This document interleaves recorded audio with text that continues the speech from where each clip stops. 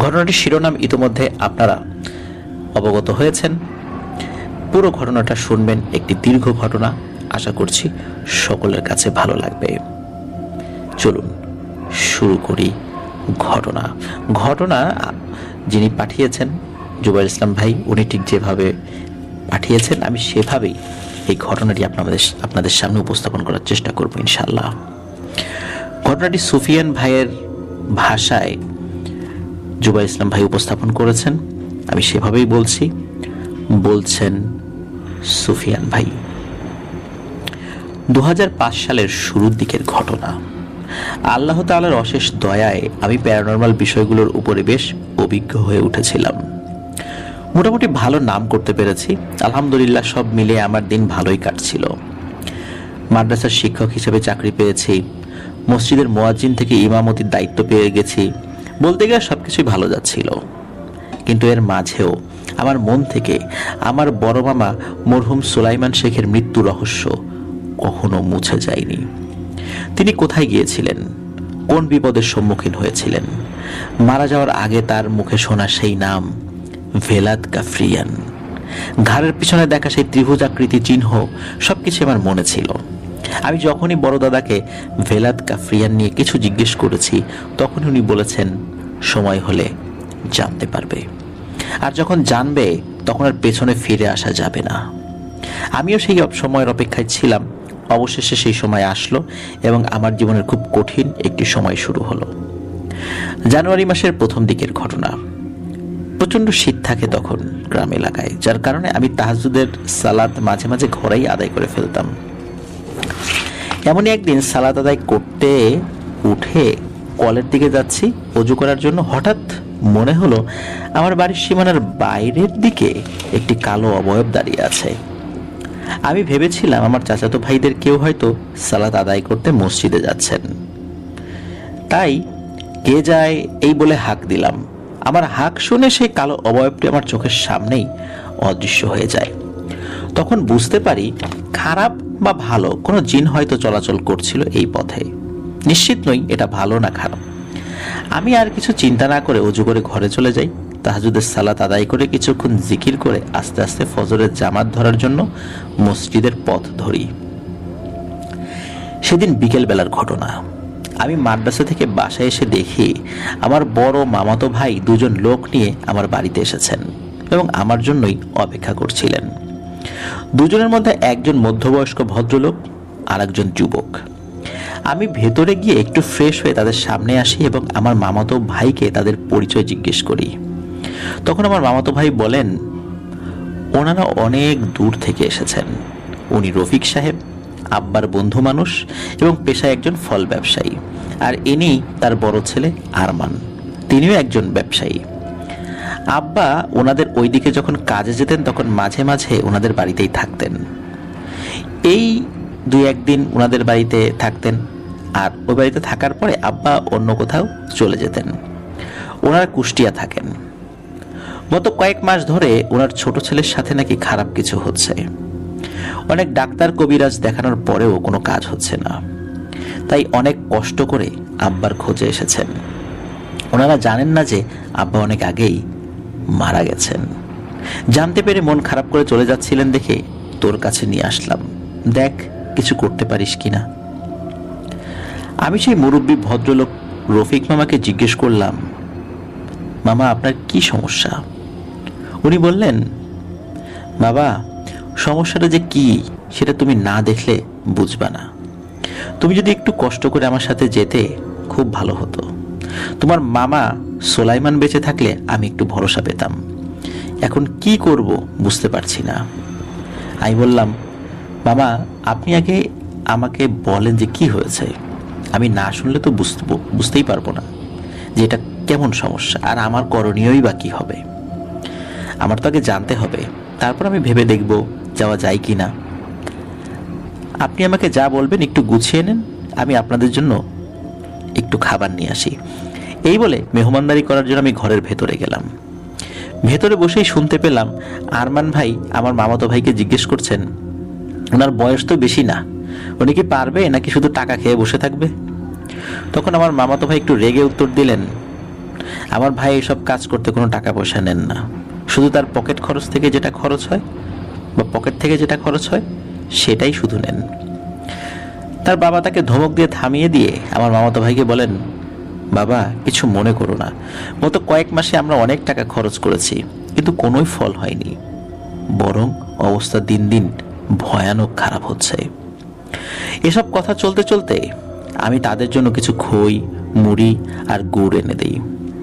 আমি রফিক মামাকে বলি, মামা আপনি খেতে খেতে বলা শুরু করেন, কিছুই কিন্তু বাদ দিবেন না, সব কিছু বিস্তারিতভাবে বলার চেষ্টা করেন। আর আরমান ভাই খেয়াল করবেন মামা কিছু বলতে ভুলে যাচ্ছেন কিনা, গেলে আপনি একটু ধরিয়ে দেবেন। এরপর রফিক মামা বলা শুরু করলো। বলছেন রফিক মামা, আমার পরিবারে আমি, আমার স্ত্রী, আমার 2 ছেলে, এই নিয়ে আমাদের সংসার। আমার বড় ছেলের ছোটবেলা থেকে লেখাপড়ার প্রতি টান কম থাকায় তাকে অল্প বয়স থেকে আমি ব্যবসা শেখানো শুরু করি। কিন্তু আহাদ মানে আমার ছোট ছেলেটার মেধা খুবই ভালো এবং পড়ার খুব আগ্রহ থাকায় তাকে ঠিক মতো লেখাপড়া করাই। এবং আল্লাহর অশেষ রহমত আলহামদুলিল্লাহ সে নিজ যোগ্যতা প্রমাণ করে জাহাঙ্গীরনগর বিশ্ববিদ্যালয়ের রসায়ন বিভাগে ভর্তি হয় এবং বর্তমানে 3য় বর্ষের সে একজন ছাত্র।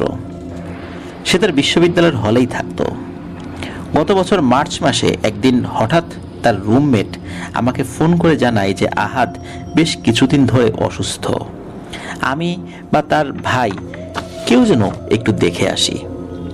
আহাদ মানা করায় সে এতদিন জানাতে পারেনি, কিন্তু আজকে হঠাৎ অবস্থা খারাপ হওয়ায় সে তাড়াতাড়ি ফোন করেছে। আমি দেরি না করে আরমানকে নিয়ে তাড়াতাড়ি ঢাকার উদ্দেশ্যে রওনা দেই। গিয়ে দেখি আমার ছেলেটা শুকিয়ে কাঠ হয়ে গেছে, তার চোখের নিচে কালি পড়ে গেছে, বিছানা আর তার শরীর আলাদা করা যাচ্ছে না, এমন একটা অবস্থা। আরমান আমাদের দেখে খুশি হয়, আবার কষ্টও পায়। আমার বড় ছেলে তার ভাইয়ের এমন অবস্থা দেখে বলে, ভাই তোর লেখাপড়া করা লাগবে না, অনেক হয়েছে, বাড়ি চল আগে, সুস্থ হয় তারপর আসবি। ভাইয়ের কথা শুনে আরমান না করে নাই, সে আমাদের সাথে যেতে রাজি হয়ে যায়। সেদিনই আমরা অল্প কিছুক্ষণ পরে রওনা দিয়ে ওকে নিয়ে বাড়িতে চলে আসি। বাড়িতে এসে ওকে কুষ্টিয়া সদরের বেশ কিছু ভালো ডাক্তার দেখাই, কিন্তু অনেক পরীক্ষা নিরীক্ষার পরেও কোনো রোগ ধরা পড়ল না। এর মাঝের একদিন রাতের ঘটনা, তখন রাত আনুমানিক 11টা বাজে। সেদিন আমার দোকান বন্ধ করে আসতে দেরি হয়ে যায়। বাড়ি আসার সময় আমি একটু দূর থেকে দেখি আমাদের গেটের বাইরে একজন বামনাকৃতির লোক দাঁড়িয়ে বাড়ির দিকে তাকিয়ে আছে। আমি একটু সামনে এগিয়ে আসতে সে আমার দিকে না তাকিয়ে ঘুরে উল্টো দিকে হাঁটা শুরু করে। বিষয়টা নিয়ে আমি তেমন কিছু চিন্তা করি না, আমার মনে হলো কোনো ভবঘুরে বা পাগল হতে পারে। এরপরে আমি বাড়ি ঢুকে পড়ি। বাড়ি এসে দেখি সবাই শুয়ে পড়েছে। আমি কাউকে না ডেকে অজু করে আমার ড্রয়িং রুমে এশার সালাত আদায় করতে দাঁড়াই। রুমের লাইট তখন বন্ধ ছিল। সালাত আদায়ের সময় আমার মনে হলো আমার পেছনে কেউ দাঁড়িয়ে আছে। যতক্ষণ আমি সালাত আদায় করছিলাম আমার ততক্ষণই মনে হলো পেছনে কেউ আছে।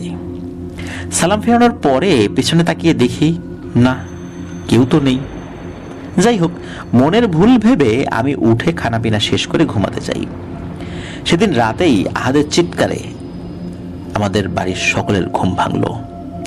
দৌড়ে ছেলের ঘরে গিয়ে আমি আর তার মা দেখি সে মশারির ভেতর বসে চিৎকার করছে আর এদিক সেদিক কি যেন দেখার চেষ্টা করছে। ওর মা তাড়াতাড়ি কাছে গিয়ে ওকে শান্ত করার চেষ্টা করে।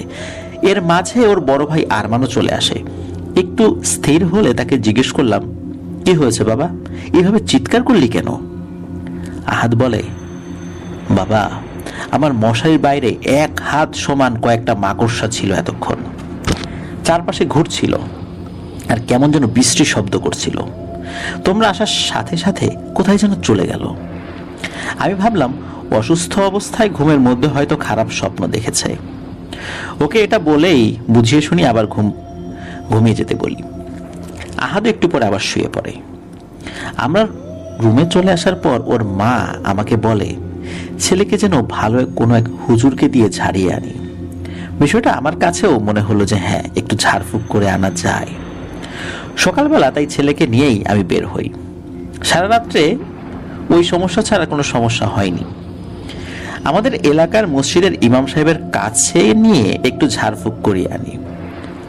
এরপর থেকেই আমাদের বড় ধরনের সমস্যা শুরু হয়।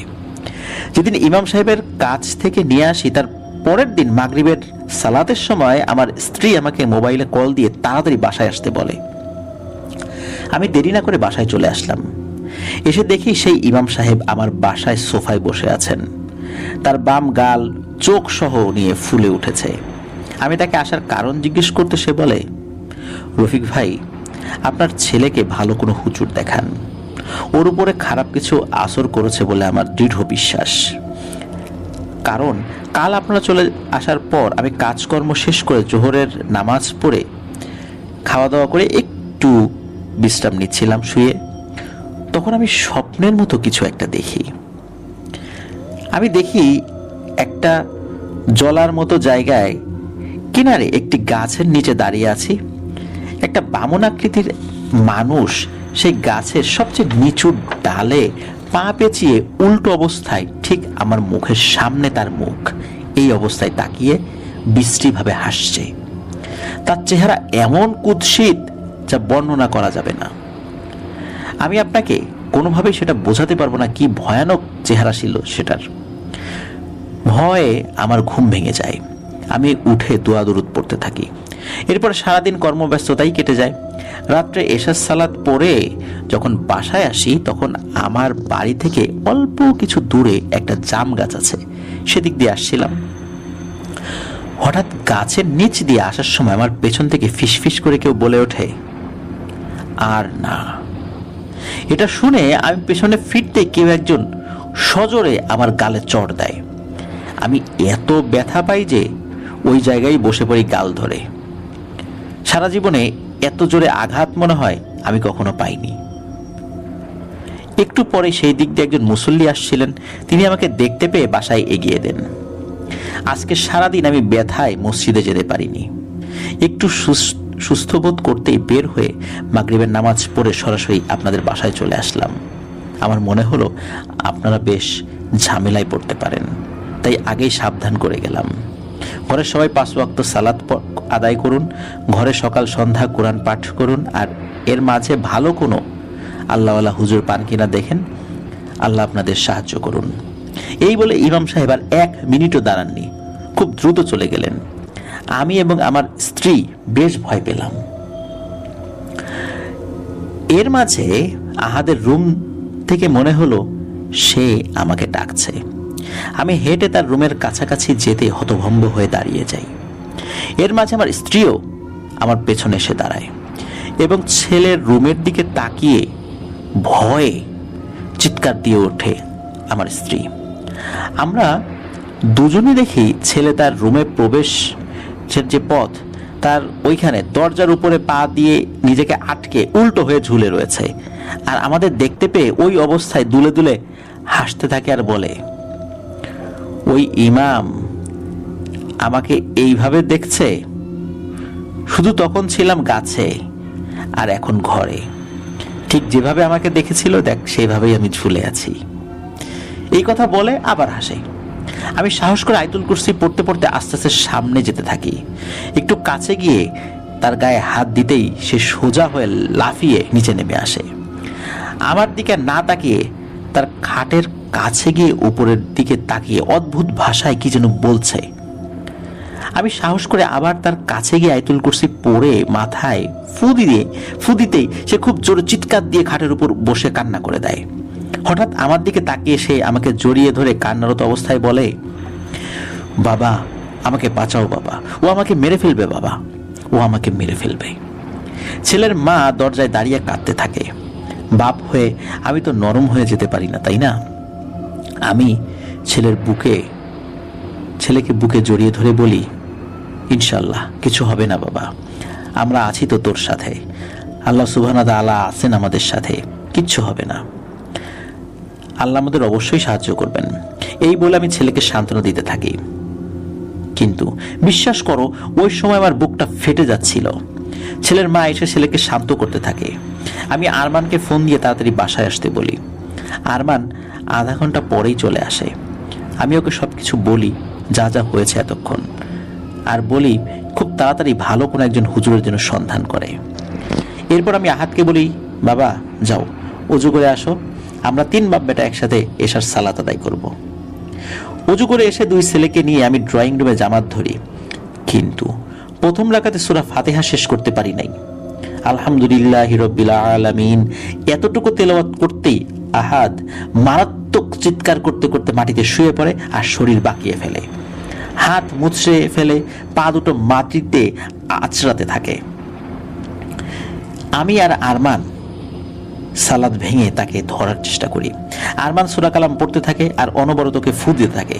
আমি আহাদের মাথার কাছে ছিলাম, হঠাৎ সে 2 হাতে আমার গলা পেঁচিয়ে ধরে, আমার মাথা টেনে তার মুখের সামনে এনে ভয়ঙ্কর কণ্ঠে বলে ওঠে, আর একবার আমাকে তোর খোদার সামনে দাঁড় করালে এই ছেলের ভেতরে যা যা আছে সব খেয়ে একদম শেষ করে ফেলবো, আর তোর পরিবারের কেউ যেন তোর খোদার নাম ডাকতে না পারে সেটা কিন্তু নিশ্চিত করব। এরপরে আহাদ আমার দিকে আর আরমানের দিকে তাকে খুব খারাপ ভাষায় গালিগালাজ করতে থাকে, আর একটু পর পর আকাশের দিকে তাকে কি ভাষায় কিছু একটা যেন বলতে থাকে। শুনে মনে হয় কাউকে কোনো কিছুর জন্য বিচার দিচ্ছে। আরমান আর আমি দুজনেই তখন দোয়া কালাম পড়তে থাকি। ওর মাও ততক্ষণে ছেলের কাছে এসে সূরা কালাম পড়তে থাকে। একটু পরে আস্তে আস্তে ছেলের শরীর সোজা হয়ে আসে, আর হঠাৎ সে সোজা হয়ে লাফ দিয়ে উঠে বসে আমার বুকে মাথা দিয়ে কান্না শুরু করে। আমরা বুঝতে পারি এতক্ষণ কিছু একটার উপর ভর করেছিল, যা এখন চলে গেছে। এরপর আমরা আহাদকে তার ঘরে নিয়ে বিছানায় শুইয়ে দেই। অল্প কিছুক্ষণের মধ্যে সে ঘুমিয়ে যায়। আমি আরমানকে পাঠাই আরেকজন হুজুরের খোঁজে, যিনি শহর থেকে একটু ভেতরে গ্রামের দিকে থাকেন। উনি আমাদের এলাকার বেশ প্রবীণ একজন হুজুর। রাত আনুমানিক 10টায় আরমান ওনাকে নিয়ে বাড়িতে আসেন। উনি এসে বসে আমার কাছ থেকে কি কি হয়েছে সবকিছু শুনলেন। এরপর তিনি আহাদের রুমে আরমানকে সাথে নিয়ে প্রবেশ করেন। আমি আর আমার স্ত্রী হুজুরের কথা মতো রুমের বাইরে দাঁড়িয়ে দেখছিলাম। আহাদ তখন গভীর ঘুমে রয়েছে। হুজুর রুমে ঢুকে প্রথমে সূরা কালাম পড়তে পড়তে সারা রুমের চারদিকে দেখলেন। এরপর তিনি আস্তে করে আহাদের খাটে তার পাশে গিয়ে বসেন। হুজুর বসার সাথে সাথে আহাদ ঘুম থেকে উঠে বসে, সরাসরি হুজুরের চোখের দিকে রাগান্বিত চোখে তাকায় আর বলে ওঠে, তোরা মনে হয় কেউ চাস না এই ছেলেটা আরো কয়েকদিন বাঁচুক।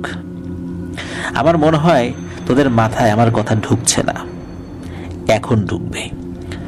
এই বলেই আহাদ আমাদের সবার সামনে খাটের উপরে উঠে দাঁড়িয়ে তার জামা খুলে ফেলে এবং নিজের হাতের নখ দিয়ে নিজের শরীর আঁচড়াতে থাকে। এত জোরে আঁচড় দিচ্ছিল যে কিছু কিছু জায়গায় কেটে রক্ত বের হয়ে যাচ্ছিল। হুজুর এমন আকস্মিক ঘটনায় হতভম্ব হয়ে যান। আরমান দৌড়ে গিয়ে তার ভাইকে টেনে বিছানায় ফেলে দেয় এবং 2 হাত চেপে ধরে যাতে সে আঁচড় কাটতে না পারে। আমিও এগিয়ে আরমানকে সাহায্য করি। এর মাঝে হুজুর পকেট থেকে ওনার তসবিহ বের করে আহাদের মাথায় চেপে ধরে খুব দ্রুত কোরআন থেকে কিছু আয়াত পাঠ করতে থাকেন। এমন সময় রুমের বাইরে দাঁড়িয়ে থাকা আমার স্ত্রী হঠাৎ চিৎকার দিয়ে অজ্ঞান হয়ে যায়। প্রায় সাথে সাথে সারা ঘরে আবর্জনা পোড়ালে যেমন গন্ধ হয় ঠিক তেমন গন্ধে ভরে যায়। আমি দৌড়ে আবার স্ত্রীর কাছে যাই, তাকে পাজাকোলা করে তুলে আমার রুমে নিয়ে বিছানায় শুইয়ে দেই। তারপর দেরি না করে আরমানকে আর হুজুরকে খেয়াল রাখতে বলে আমি ডাক্তারের খোঁজে বের হই। বেশ রাত হয়ে যায়, কিছু না পেয়ে চলে আসি। ঘরে এসে দেখি আমার স্ত্রী খাটের উপরে বসে আছে, তার পাশে হুজুর বসে সূরা কালাম পড়ছেন। একটু পরে হুজুর পড়া শেষ করে উঠে আমার দিকে তাকিয়ে বললেন, আপনার স্ত্রীকে নিয়ে ভয় পাবেন না, ওনার কিছু হয়নি, উনি ভয়ে অজ্ঞান হয়ে গিয়েছিলেন। এরপরে হুজুর আমার স্ত্রীর দিকে তাকিয়ে জিজ্ঞেস করলেন, বোন আপনি কি দেখেছেন? তখন আমার স্ত্রী বলে, হুজুর আপনি তসবিহ মাথায় চেপে ধরে যখন সূরা পড়ছিলেন তখন আমি স্পষ্ট দেখতে পেলাম হঠাৎ খাটের নিচ থেকে আচমকা একটা বামন আকৃতির কালো লোমশ, গায়ে কোনো জামা কাপড় নেই, এমন কিছু একটা চার হাত পা ছড়িয়ে হামাগুড়ি দিয়ে আমার দিকে ছুটে আসছে, অনেকটা মাকড়সার মতো দেখতে। এটা দেখেই আমি চিৎকার দিয়ে ভয়ে জ্ঞান হারিয়ে ফেলি। আমার স্ত্রীর কথা শুনে হুজুর একটু চিন্তিত হয়ে পড়েন। উনি আমার রুম থেকে বের হয়ে এসে ড্রয়িং রুমে গিয়ে বসেন এবং আমাকে ডেকে বলেন, ভাই, আপনার ছোট ছেলের সাথে খুবই খারাপ কিছু আছে বলে মনে হচ্ছে, কিন্তু সেটা কি আমি বুঝতে পারছি না। কেনই বা আপনার ছেলের কাছে আসলো তাও বুঝতে পারছি না। আপনার বা ছেলেদের কি কোনো শত্রু আছে যারা আপনার পরিবারে কুফরি কালাম করতে পারে বলে আপনি মনে করেন? আমি কিছুক্ষণ চিন্তা করে বললাম, না ভাই, আমাদের পরিবারে উপরে এত বড় হারাম কাজ করবে এমন তো কেউ আমার চোখে পড়ছে না বা আমার স্মরণেও আসছে না। হুজুর আমার কথা শুনে একটু ভেবে নিয়ে বললেন, আচ্ছা থাক, এখন আর আমার তেমন কিছুই করার নেই। আমি সামনের শুক্রবার বাদ জুম্মা আপনার বাড়িতে আবার আসবো ইনশাল্লাহ। তখন চেষ্টা করে দেখি এই খারাপ জিনিসের সাথে কথা বলতে পারি কিনা। ততদিন আহাদের দিকে খেয়াল রাখবেন যাতে সে নিজের কোনো ক্ষতি না করে ফেলে। নামাজ বাদ দেবেন না কিন্তু ঘরে। বাইরে যখন আজান দেবেন তখন নিজেরাও বাড়ির উঠোনে গিয়ে আজান দেবেন। এই কাজগুলো করতে থাকেন, আমি ইনশাল্লাহ শুক্রবার চলে আসব। এই বলে হুজুর বিদায় নিয়ে চলে যান। আমি ওনাকে বিদায় দিয়ে আহাদের রুমে গিয়ে দেখি সে আবার ঘুমিয়ে পড়েছে আর আরমান তার পাশে বসে আছে। এর পরের 2 দিন বাসার সবাই হুজুরের কথা মতো সব পালন করি। আজানের সময় আমি অথবা আরমানকেও একজন আজান দেই। এর মাঝে আমি বাড়িতে খবর পাঠিয়ে আমার বড় ভাই ও ছোট ভাইকে তাড়াতাড়ি আমাদের বাসায় আসতে বলি। আমার ছোট ভাই মুন্সিগঞ্জ একটি মাদ্রাসায় চাকরি করে এবং বেশ ভালো নামডাক আছে তার এলাকায়। তারা ব্যাপারগুলো শুনে আর দেরি করেনি। বৃহস্পতিবার রাতের মধ্যে আমার বড় ভাই, আমার শ্যালক এবং আমার ছোট ভাই এসে উপস্থিত হয়। আমার ভাই ঘরে ঢুকেই আমার দিকে তাকিয়ে বলে, মেজো ভাই, ঘরে কি কোনো মাছ মাংস পচে গেছে নাকি? এমন বাজে গন্ধ কেন ঘরে? তার প্রশ্নের জবাবে আমি যা যা হয়েছে সবকিছু তাকে বিস্তারিতভাবে বলি।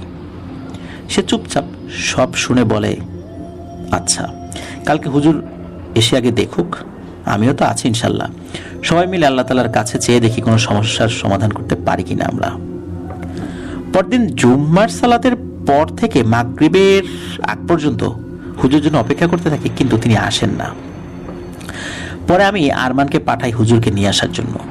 কিছুক্ষণ পরে আরমান একাই ফিরে আসে এবং এসে আমাদেরকে বলে, বাবা, হুজুর আসতে পারবে না। গত 2 দিন আগে মোটরসাইকেলের সাথে ধাক্কা খেয়ে বেশ আহত হন, এখন সদর হসপিটালে ভর্তি আছেন। এই কথা শুনে আমাদের সবার খারাপ লাগে, কারণ ওই হুজুরকে সবাই খুব ভালোবাসে। উনি খুবই একজন ভালো মানুষ। কিন্তু হঠাৎ করে এমন অ্যাক্সিডেন্ট কেন হলো? এটা কি কাকতালীয় নাকি দুর্ঘটনা না অন্য কোনো ব্যাপার রয়েছে? আমরা বুঝতে পারছিলাম না। যাক, এরপরে আমার ছোট ভাই আমাকে বলে, মেজো ভাই, আপনি চিন্তা করবেন না, আমি দেখছি কি করা যায়। এরপরে সে বাইরে চলে যায় এবং সাথে কিছু জিনিস কিনে নিয়ে আসে। তার মধ্যে ছিল সুজি দানা, লবণ, মধু আর সরিষার তেল। সে এইগুলো এনে প্রথমে মেঝেতে সুজি দানাগুলো ফেলে এবং ওর মধ্যে একটা বৃত্ত আঁকে। তারপরে বাকি জিনিসগুলো পরে ফু দিয়ে বৃত্তের ভিতরে চলে যায় এবং আমাকে আর আরমানকে বলে যে আহাদকে যেন আমরা নিয়ে আসি। আমরা দুজন আহাদের রুমে গিয়ে দেখি সে খাটের উপর দাঁড়িয়ে উপরের দিকে তাকিয়ে ফিসফিস করে আবার কি কি যেন বলছে। আমার রুমে ঢুকে তার গায়ে হাত দিতেই সে ফিসফিসানি থামিয়ে আমাদের দুজনের দিকে তাকিয়ে হেসে উঠে বলে, কিরে, আমাকে ধরে নিয়ে যেতে আসছিস নাকি? আরে গাধার দল, তোরা কি মনে করেছিস এসব মামুলি কবিরাজি করে কি আমাকে তাড়াবি?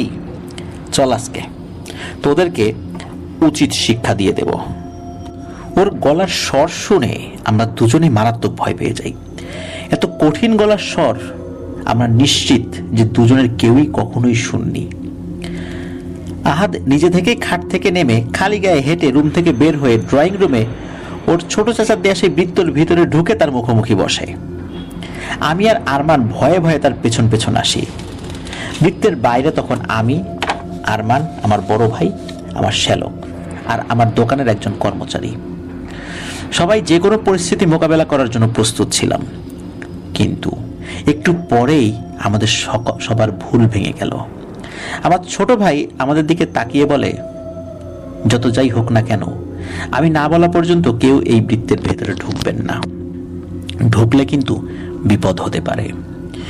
এরপর সে বেশ কিছুক্ষণ চোখ বুঝে বিভিন্ন সূরা কালাম, বিভিন্ন তসবিহ তেলাওয়াত করে ওর গায়ে ফু দিচ্ছিল। আর আমরা দেখতে পাচ্ছিলাম প্রতিবার ফু দেওয়ার পর আহাদের মুখের ভাব আস্তে আস্তে ভয়ঙ্কর হয়ে উঠছিল। কিছুক্ষণ পরে আমার ভাই আহাদকে বলে, আসসালামু আলাইকুম, আপনি কে? কেন এই ছেলেটার উপরে আসর করেছেন? উত্তর আসে, দক্ষিণের দিকে চোখ দিলে চোখ তুলে নেব। আমাকে কি তোরা ভীতু মনে করেছিস? দক্ষিণের ওই জিনিস আমাদের। এইখানে ও চোখ দিয়ে ফেলেছে। আগে দক্ষিণের কাজ শেষ হোক, তারপর এরেও আমরা ব্যবস্থা করে ফেলব। আর আমার প্রভুর, এই আমার প্রভুর বলে সে থেমে যায়। এরপরে সে একেবারে চুপ হয়ে যায়, আর একটা কথাও বলেনি। আমার প্রভুর, এই আমার প্রভুর বলতে কি? তাকে দিয়ে আর কোনো কথাই বলানো যায়নি। আমার ভাই আরো কিছুক্ষণ চেষ্টা করে আহাদের ভেতরে থাকা সত্তার সাথে কথা বলতে ব্যর্থ হয়ে বলে, তুমি যদি আমার প্রশ্নের উত্তর না দাও অথবা এই ছেলেকে ছেড়ে না যাও, তাহলে তোমার এমন অবস্থা করব যে আফসোস করবা। এই কথা বলার সাথে সাথে আহাদ তার জায়গা থেকে উঠে গিয়ে সজোরে তার চাচার বুকের পর এক লাথি দিয়ে তাকে বৃত্তর বাইরে ফেলে দেয় আর বলে, যতটুকু ওজন ঠিক ততটুকু কথা বলবি, যা পারিস না তাই নিয়ে বড়াই করবি না, একদম জানে মেরে ফেলবো তোকে। এমন সময় মসজিদের এশার আজান শুরু হয়। আহাদ আজানের শব্দ শুনে চোখ মুখ বিকৃত করে অজ্ঞান হয়ে মাটিতে পড়ে যায়। তারপর সবাই মিলে দোয়া কালাম পড়ে আহাদকে তার রুমে রেখে এসে আমি আমার ভাইকে জিজ্ঞেস করলাম, বেশি ব্যথা পাইছিস নাকি ভাই? সে না বোধক মাথা নাড়লেও আমি বুঝেছি যে সে আহাদের লাথিতে খুব ব্যথা পেয়েছে। আবার জিজ্ঞেস করলাম, কি বুঝলি? সেটার কি হয়েছে? আমার ভাই বলল, মেজো ভাই, আমি তেমন কিছু বুঝতে পারি নাই। আহাদের ভেতর থেকে যে কথা বলেছে সে কিছু একটা ইঙ্গিত দিছে, কিন্তু আমি বুঝতে পারতেছি না যে সেটা কি। তবে এতটুকু বুঝেছি, ওর উপর যেটা আছর করেছে সেটা মারাত্মক ভয়ঙ্কর কোনো পিশাচ। কারণ ওর উপর আমি যেসব দোয়া কালাম পরে রুকিয়া করেছি তাতে কম শক্তিশালী অনেক জিনও মারা যায়, কিন্তু এ তো কোনো পাত্তাই দিল না। আমার দ্বারা এর থেকে বেশি কিছু করা সম্ভব না। এরপরে আমার ভাই আরো কয়েকজনকে নিয়ে বাড়িতে আসেন, তারাও দেখেন, বিভিন্নভাবে চেষ্টা করেন, কিন্তু সেই দিনের পর থেকে এখন পর্যন্ত আহাদের মুখ দিয়ে কোনো কথাই বের করা যায়নি। আমিও গত কয়েক মাস যাবৎ বেশ কিছু কবিরাজ এনে দেখিয়েছি, কিন্তু কোনো কিছুতেই কিছুই হয় না, বরং দিন দিন আহাদের অবস্থা খারাপ হয়ে গেছে। এখন তো বলতে গেলে সে একদম পাগল হয়ে গেছে, কারোর সাথে কোনো কথা নেই, সারাদিন উপরের দিকে তাকিয়ে ফিসফিস করে, খাবার দিয়ে আসলে মাছ মাংস ছাড়া কিছুই খায় না, তাও খায় কেমন যেন জন্তুদের মতো। তার রুম নোংরা করে খুবই অবস্থা খারাপ করে ফেলেছে। কেউ কাছে গেলে মারতে যায়, কামড়াতে যায়, সারা রাত জেগে থাকে, একা একা কথা বলে, হাসে, আর ফজরের একটু আগে ঘুমায়। সে ঘুমালে তার মা গিয়ে রুম পরিষ্কার করে আসে, তখন আমরা কেউ একজন পাহারা দেই। এমন খারাপ অবস্থা আমাদের ঘরে, কি আর বলবো। বর্তমানে তাকে তার রুমে তালাবদ্ধ করে রাখতে হচ্ছে। সে যাকে সামনে পাচ্ছে তাকেই মারধর করছে, এমনকি আমি বা তার মাও বাদ যাচ্ছি না। রাত হলেই আমাদের সারা ঘরে মনে হয় কে যেন হেঁটে বেড়ায়, সারা ঘরে দুর্গন্ধ আর ফিসফিসানি শোনা যায়। আমরা খুব আতঙ্কে একটা একটা করে দিন পার করছি। হঠাৎ গতকাল বিকেলে আমার স্ত্রী আমাকে বলে, এত দুনিয়ার কবিরাজ এনে ঘরে উঠাইছো, অথচ একবারও সোলাইমান ভাইয়ের কাছে যেতে পারো নাই? সোলাইমান ভাই এসব কাজ তো করে কতদিন যাবত, তুমি একটু কষ্ট করে সোলাইমান ভাইয়ের বাড়িতে গিয়ে দেখো ওনাকে আনতে পারো কিনা।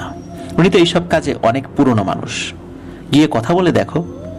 তুমি সামনাসামনি গিয়ে বললে উনি না করবে না। আমার কেন জানি মনে হচ্ছে, জানি না, তবে সোলাইমান ভাইয়ের কাছে গেলে হয়তো ইনশাল্লাহ কোনো সমাধান পাওয়া যাবে। অনেকদিন ধরে যোগাযোগ না থাকায় আসলে এতদিন আমার সোলাইমান ভাইয়ের কথা মাথায় আসে নাই। আমার স্ত্রী বলার পরেই মনে পড়ল, তা না হলে অনেক আগেই আসতাম। এখন বাবা তুমি বলো আমরা কি করব? সোলাইমান ভাই মারা গেছে এটাও এখানে এসে শুনলাম, শুনে খুবই কষ্ট পেয়েছি। উনি আমার খুবই কাছের একজন মানুষ ছিলেন। চলেই যাচ্ছিলাম, তখন তোমার মামাতো ভাই তোমার কাছে নিয়ে আসলো। এখন বাবা তুমি বলো আমরা কি করতে পারি? এতটুকু বলে রফিক মামা থামলেন। আমি খুব মনোযোগ দিয়ে এতক্ষণ তার কথা শুনছিলাম। মাঝখানে কোনো প্রশ্ন বা কোনো কথা বলিনি, তারপর আরমান ভাইকে জিজ্ঞেস করলাম, আচ্ছা ভাই, রফিক মামা যা যা বলেছেন সবই ঠিক আছে নাকি কিছু বাদ গিয়েছে? তিনি উত্তরে বললেন যে না, তার বাবা যা বলেছে সবই ঠিক আছে।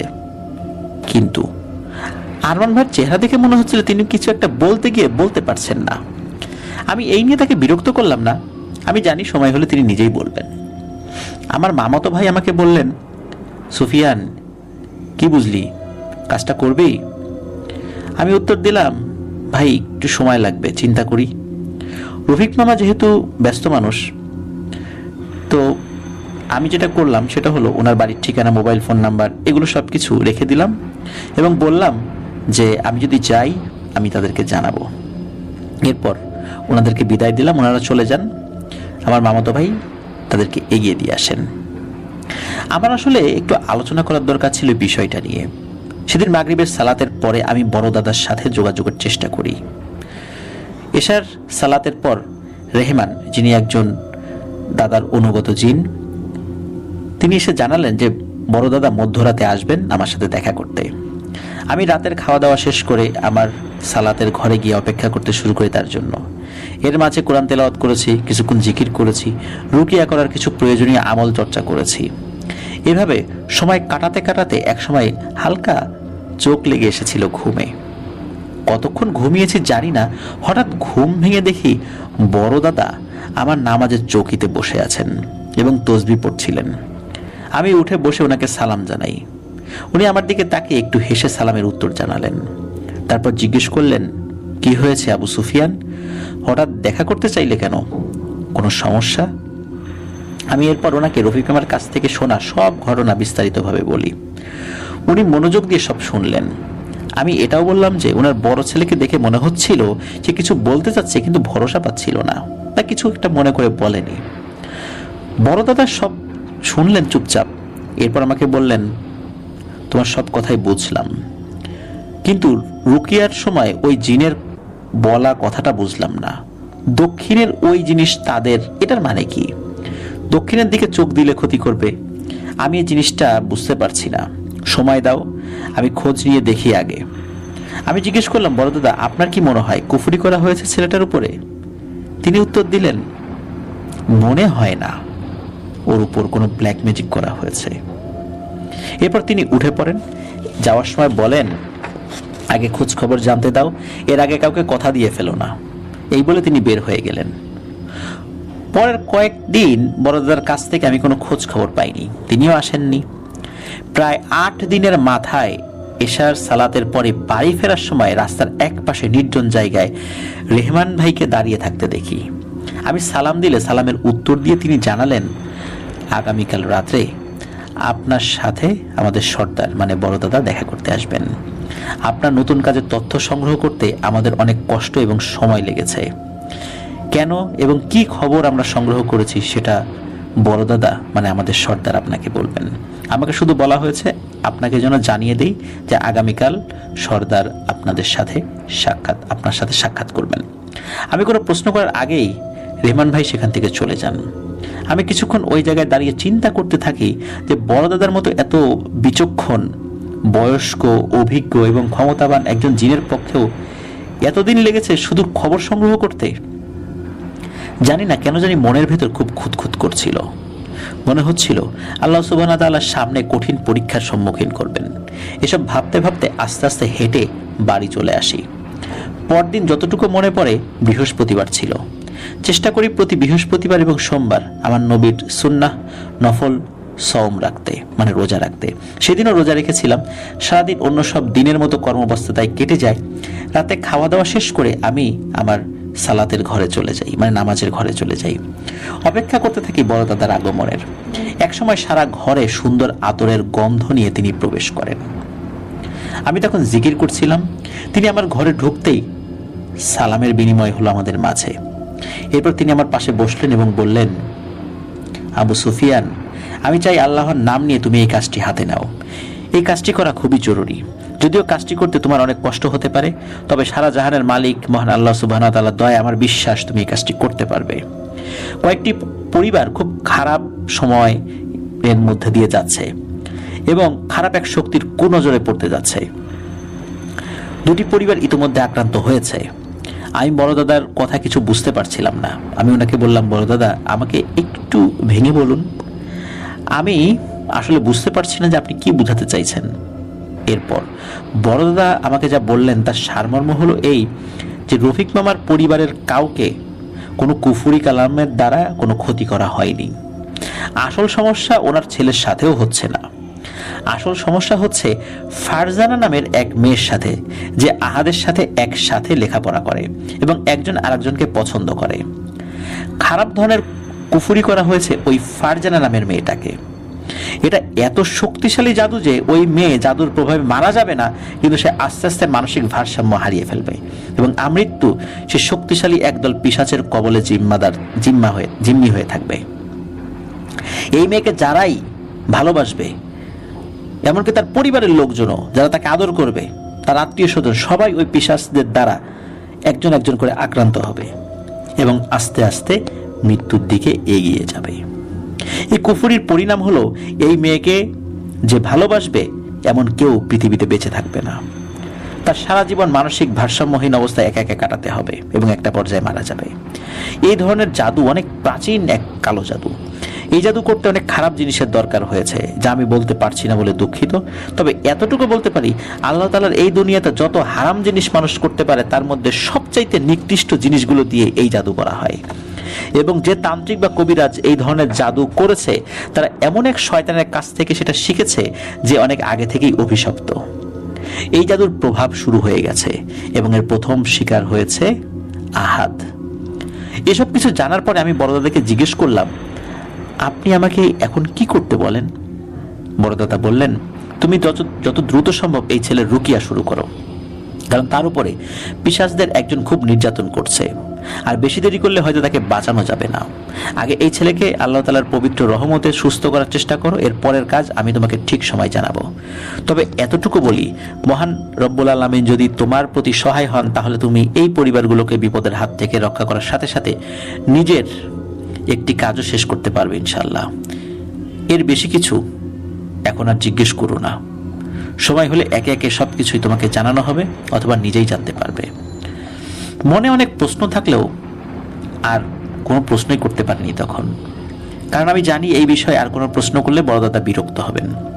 তাই প্রসঙ্গ পাল্টে রুকিয়া করার পদ্ধতি জেনে নিলাম।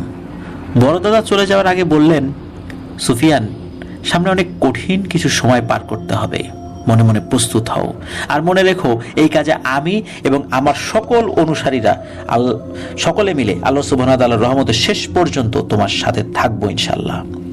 এই বলে বড়দাদা চলে গেলেন। আমি খুব চিন্তিত হয়ে পড়লাম, কারণ বড়দাদা স্পষ্টভাবে আমাকে জানাননি যে আমি কিসের বিরুদ্ধে লড়তে যাচ্ছি। এরপর আমি সালাত আদায় করার লক্ষ্যে মসজিদের উদ্দেশ্যে যাত্রা শুরু করি। বাড়ি থেকে বের হয়ে একটু মনে 10 কদম সামনে হয়তো বা গিয়েছি, যেতেই সালাম দিয়ে হামজা ভাই বড়দাদার অনুসারী একজন জিন, তিনি এসে আমার সামনে দাঁড়ান। আমি কিছু জিজ্ঞেস করার আগেই নিজেই বললেন, এখন থেকে আমাদের যে কোনো একজন সবসময় আপনার আশেপাশে থাকবে, এটা আমাদের হুজুরের আদেশ। এটা নিয়ে দয়া করে কেউ কোনো প্রশ্ন করবেন না। এবার আমি রেগে গেলাম এবং বললাম, আপনাদের কাউকে আমি কোনো প্রশ্নই করব না। বড়দাদাও কিছু জিজ্ঞেস করলে বলতে নিষেধ করলেন যে তাকে প্রশ্ন করা যাবে না, আপনিও বলছেন কোনো প্রশ্ন করেন। আমি বুঝতেছি না যে আপনারা সবাই আমাকে এমন অন্ধকারে কেন রাখছেন। হামজা উত্তর দিলেন, সুফিয়ান, কিছু মনে করবেন না, আমি শুধু আদেশ পালন করছি। অনেক কিছু জানা সত্ত্বেও আপনাকে বলতে নিষেধ করেছেন আমাদের সর্দার, তাই বলতে পারছি না। আর আমরা আমাদের সর্দারের হুকুম পুঙ্খানুপুঙ্খভাবে অনুসরণ করি, তাতে আমাদের প্রাণ চলে গেলেও।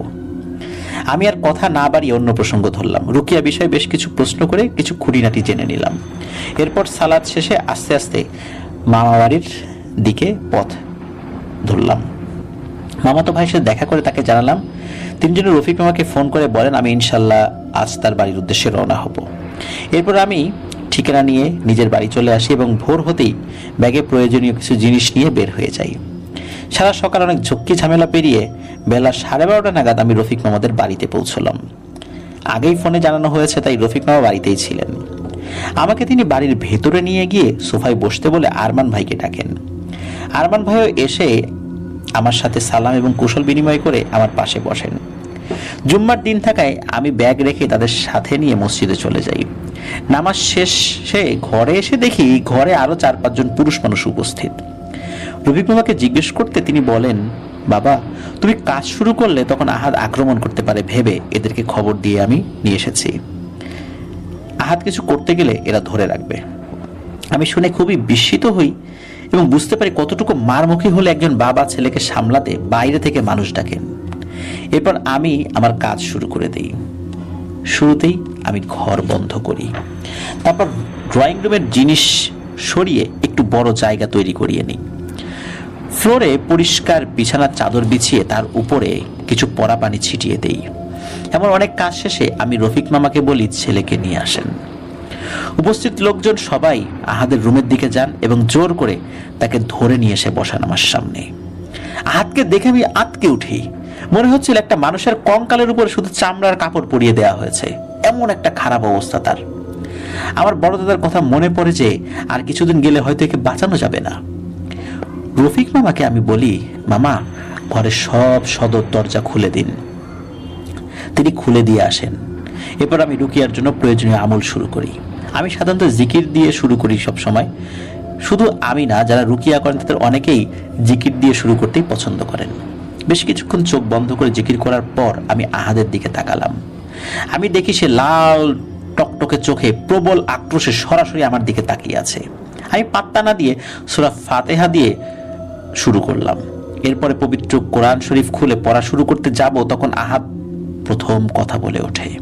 সে বলে, যা পড়ার পড়ে রাখ, আজকে কাল থেকে আর পড়া হবে না তোর, আজকেই তোর জীবনের শেষ পড়া। আমি তার কথার কোনো উত্তরই দেইনি, কারণ আমি জানি পবিত্র কোরআন পড়তে গেলে এই দুষ্টু জিনেরা এমন কিছু কথা বলে যাতে মনোযোগ নষ্ট হয়, এবং এই মনোযোগ নষ্ট হলে আত্মবিশ্বাসটাও নষ্ট হয়ে যায়, আর দোয়া পড়তে এবং রুকিয়া করতে অসুবিধা হয়। এটা জিনদের অনেক পুরনো কূটকৌশল। 10 থেকে 15 মিনিট পবিত্র কোরআন পড়তে না পড়তেই আহাদের ভেতরে থাকা পিশাচটি ক্ষেপে উঠল। আমাকে যা ইচ্ছা তাই বলে গালিগালাজ শুরু করলো, অভিশাপ দিতে শুরু করলো, আমার পরিবারকে নিয়ে খারাপ কথা বলতে শুরু করলো। আমি পাত্তা দেইনি, কারণ আমি বুঝেছি কাজ শুরু হয়েছে। আলহামদুলিল্লাহ, আল্লাহর রহমত প্রবেশ করছে এই ঘরে। আমি তিলাওয়াত করতে থাকলাম। প্রায় 35 থেকে 40 মিনিট তিলাওয়াত করার পরে প্রথম আহাদের ভেতরে থাকা পিশাচটি আমাকে থামার জন্য অনুরোধ করলো।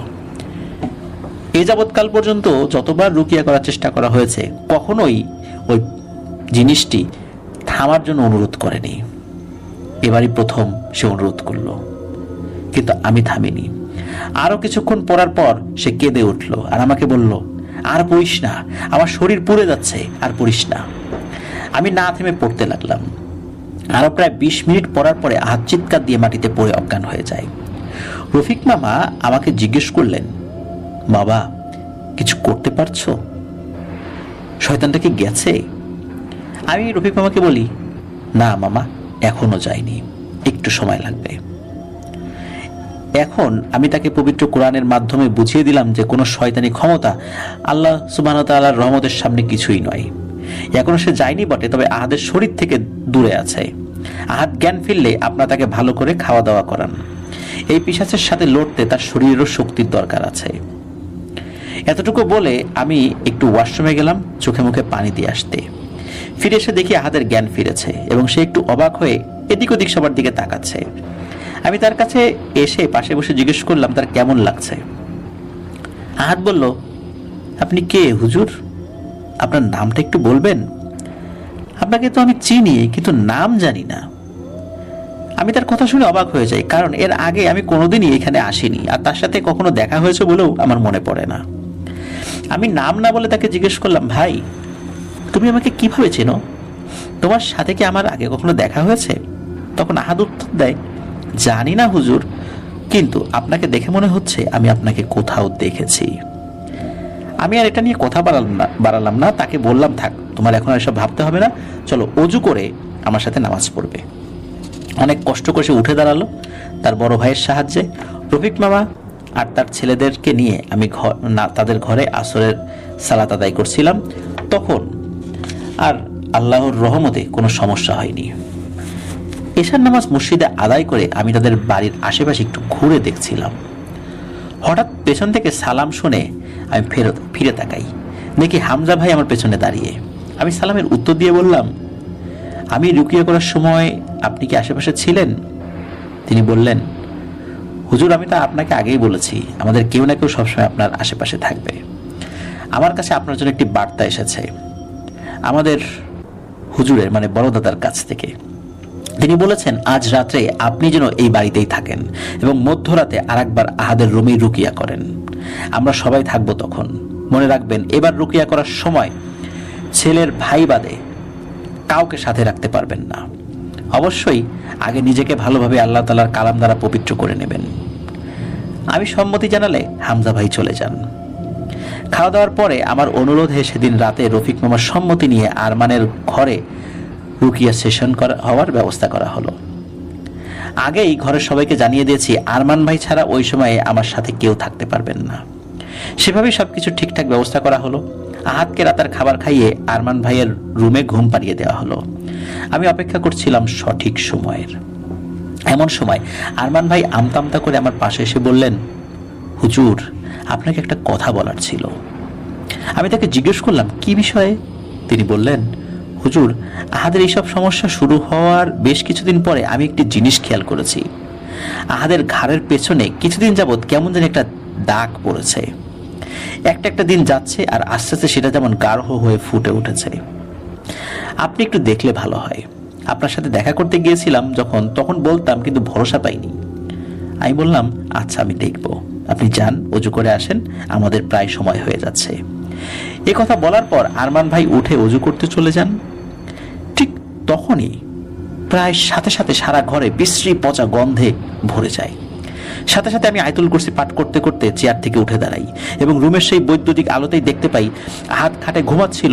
তার চারপাশে নিচে বেশ কয়েকটি বিশাল মাকড়সা খাটের চারপাশে ঘুরছে এবং মুখ দিয়ে সাদা সাদা এক জাতীয় তরল মুখ থেকে বের করে খাটের আশেপাশে মেখে দিচ্ছে। আমি এই দেখে একটু সামনে এগোতে যাব, এমন সময় আমার ঘাড়ের পেছন দিকে চেপে ধরে কেউ, যেন আমাকে প্রায় এক হাত শূন্যে তুলে ফেললো। আর কেমন জানি পেছন থেকে হিংস্র জানোয়ারের মতো আওয়াজ করছিল। হয়তো ওই অবস্থায় 10 থেকে 15 সেকেন্ড ছিলাম। হঠাৎ তখন রুমের দরজা খোলার আওয়াজ পাই এবং সাথে সাথে সেই সত্তাটি আমাকে ছেড়ে দেয়।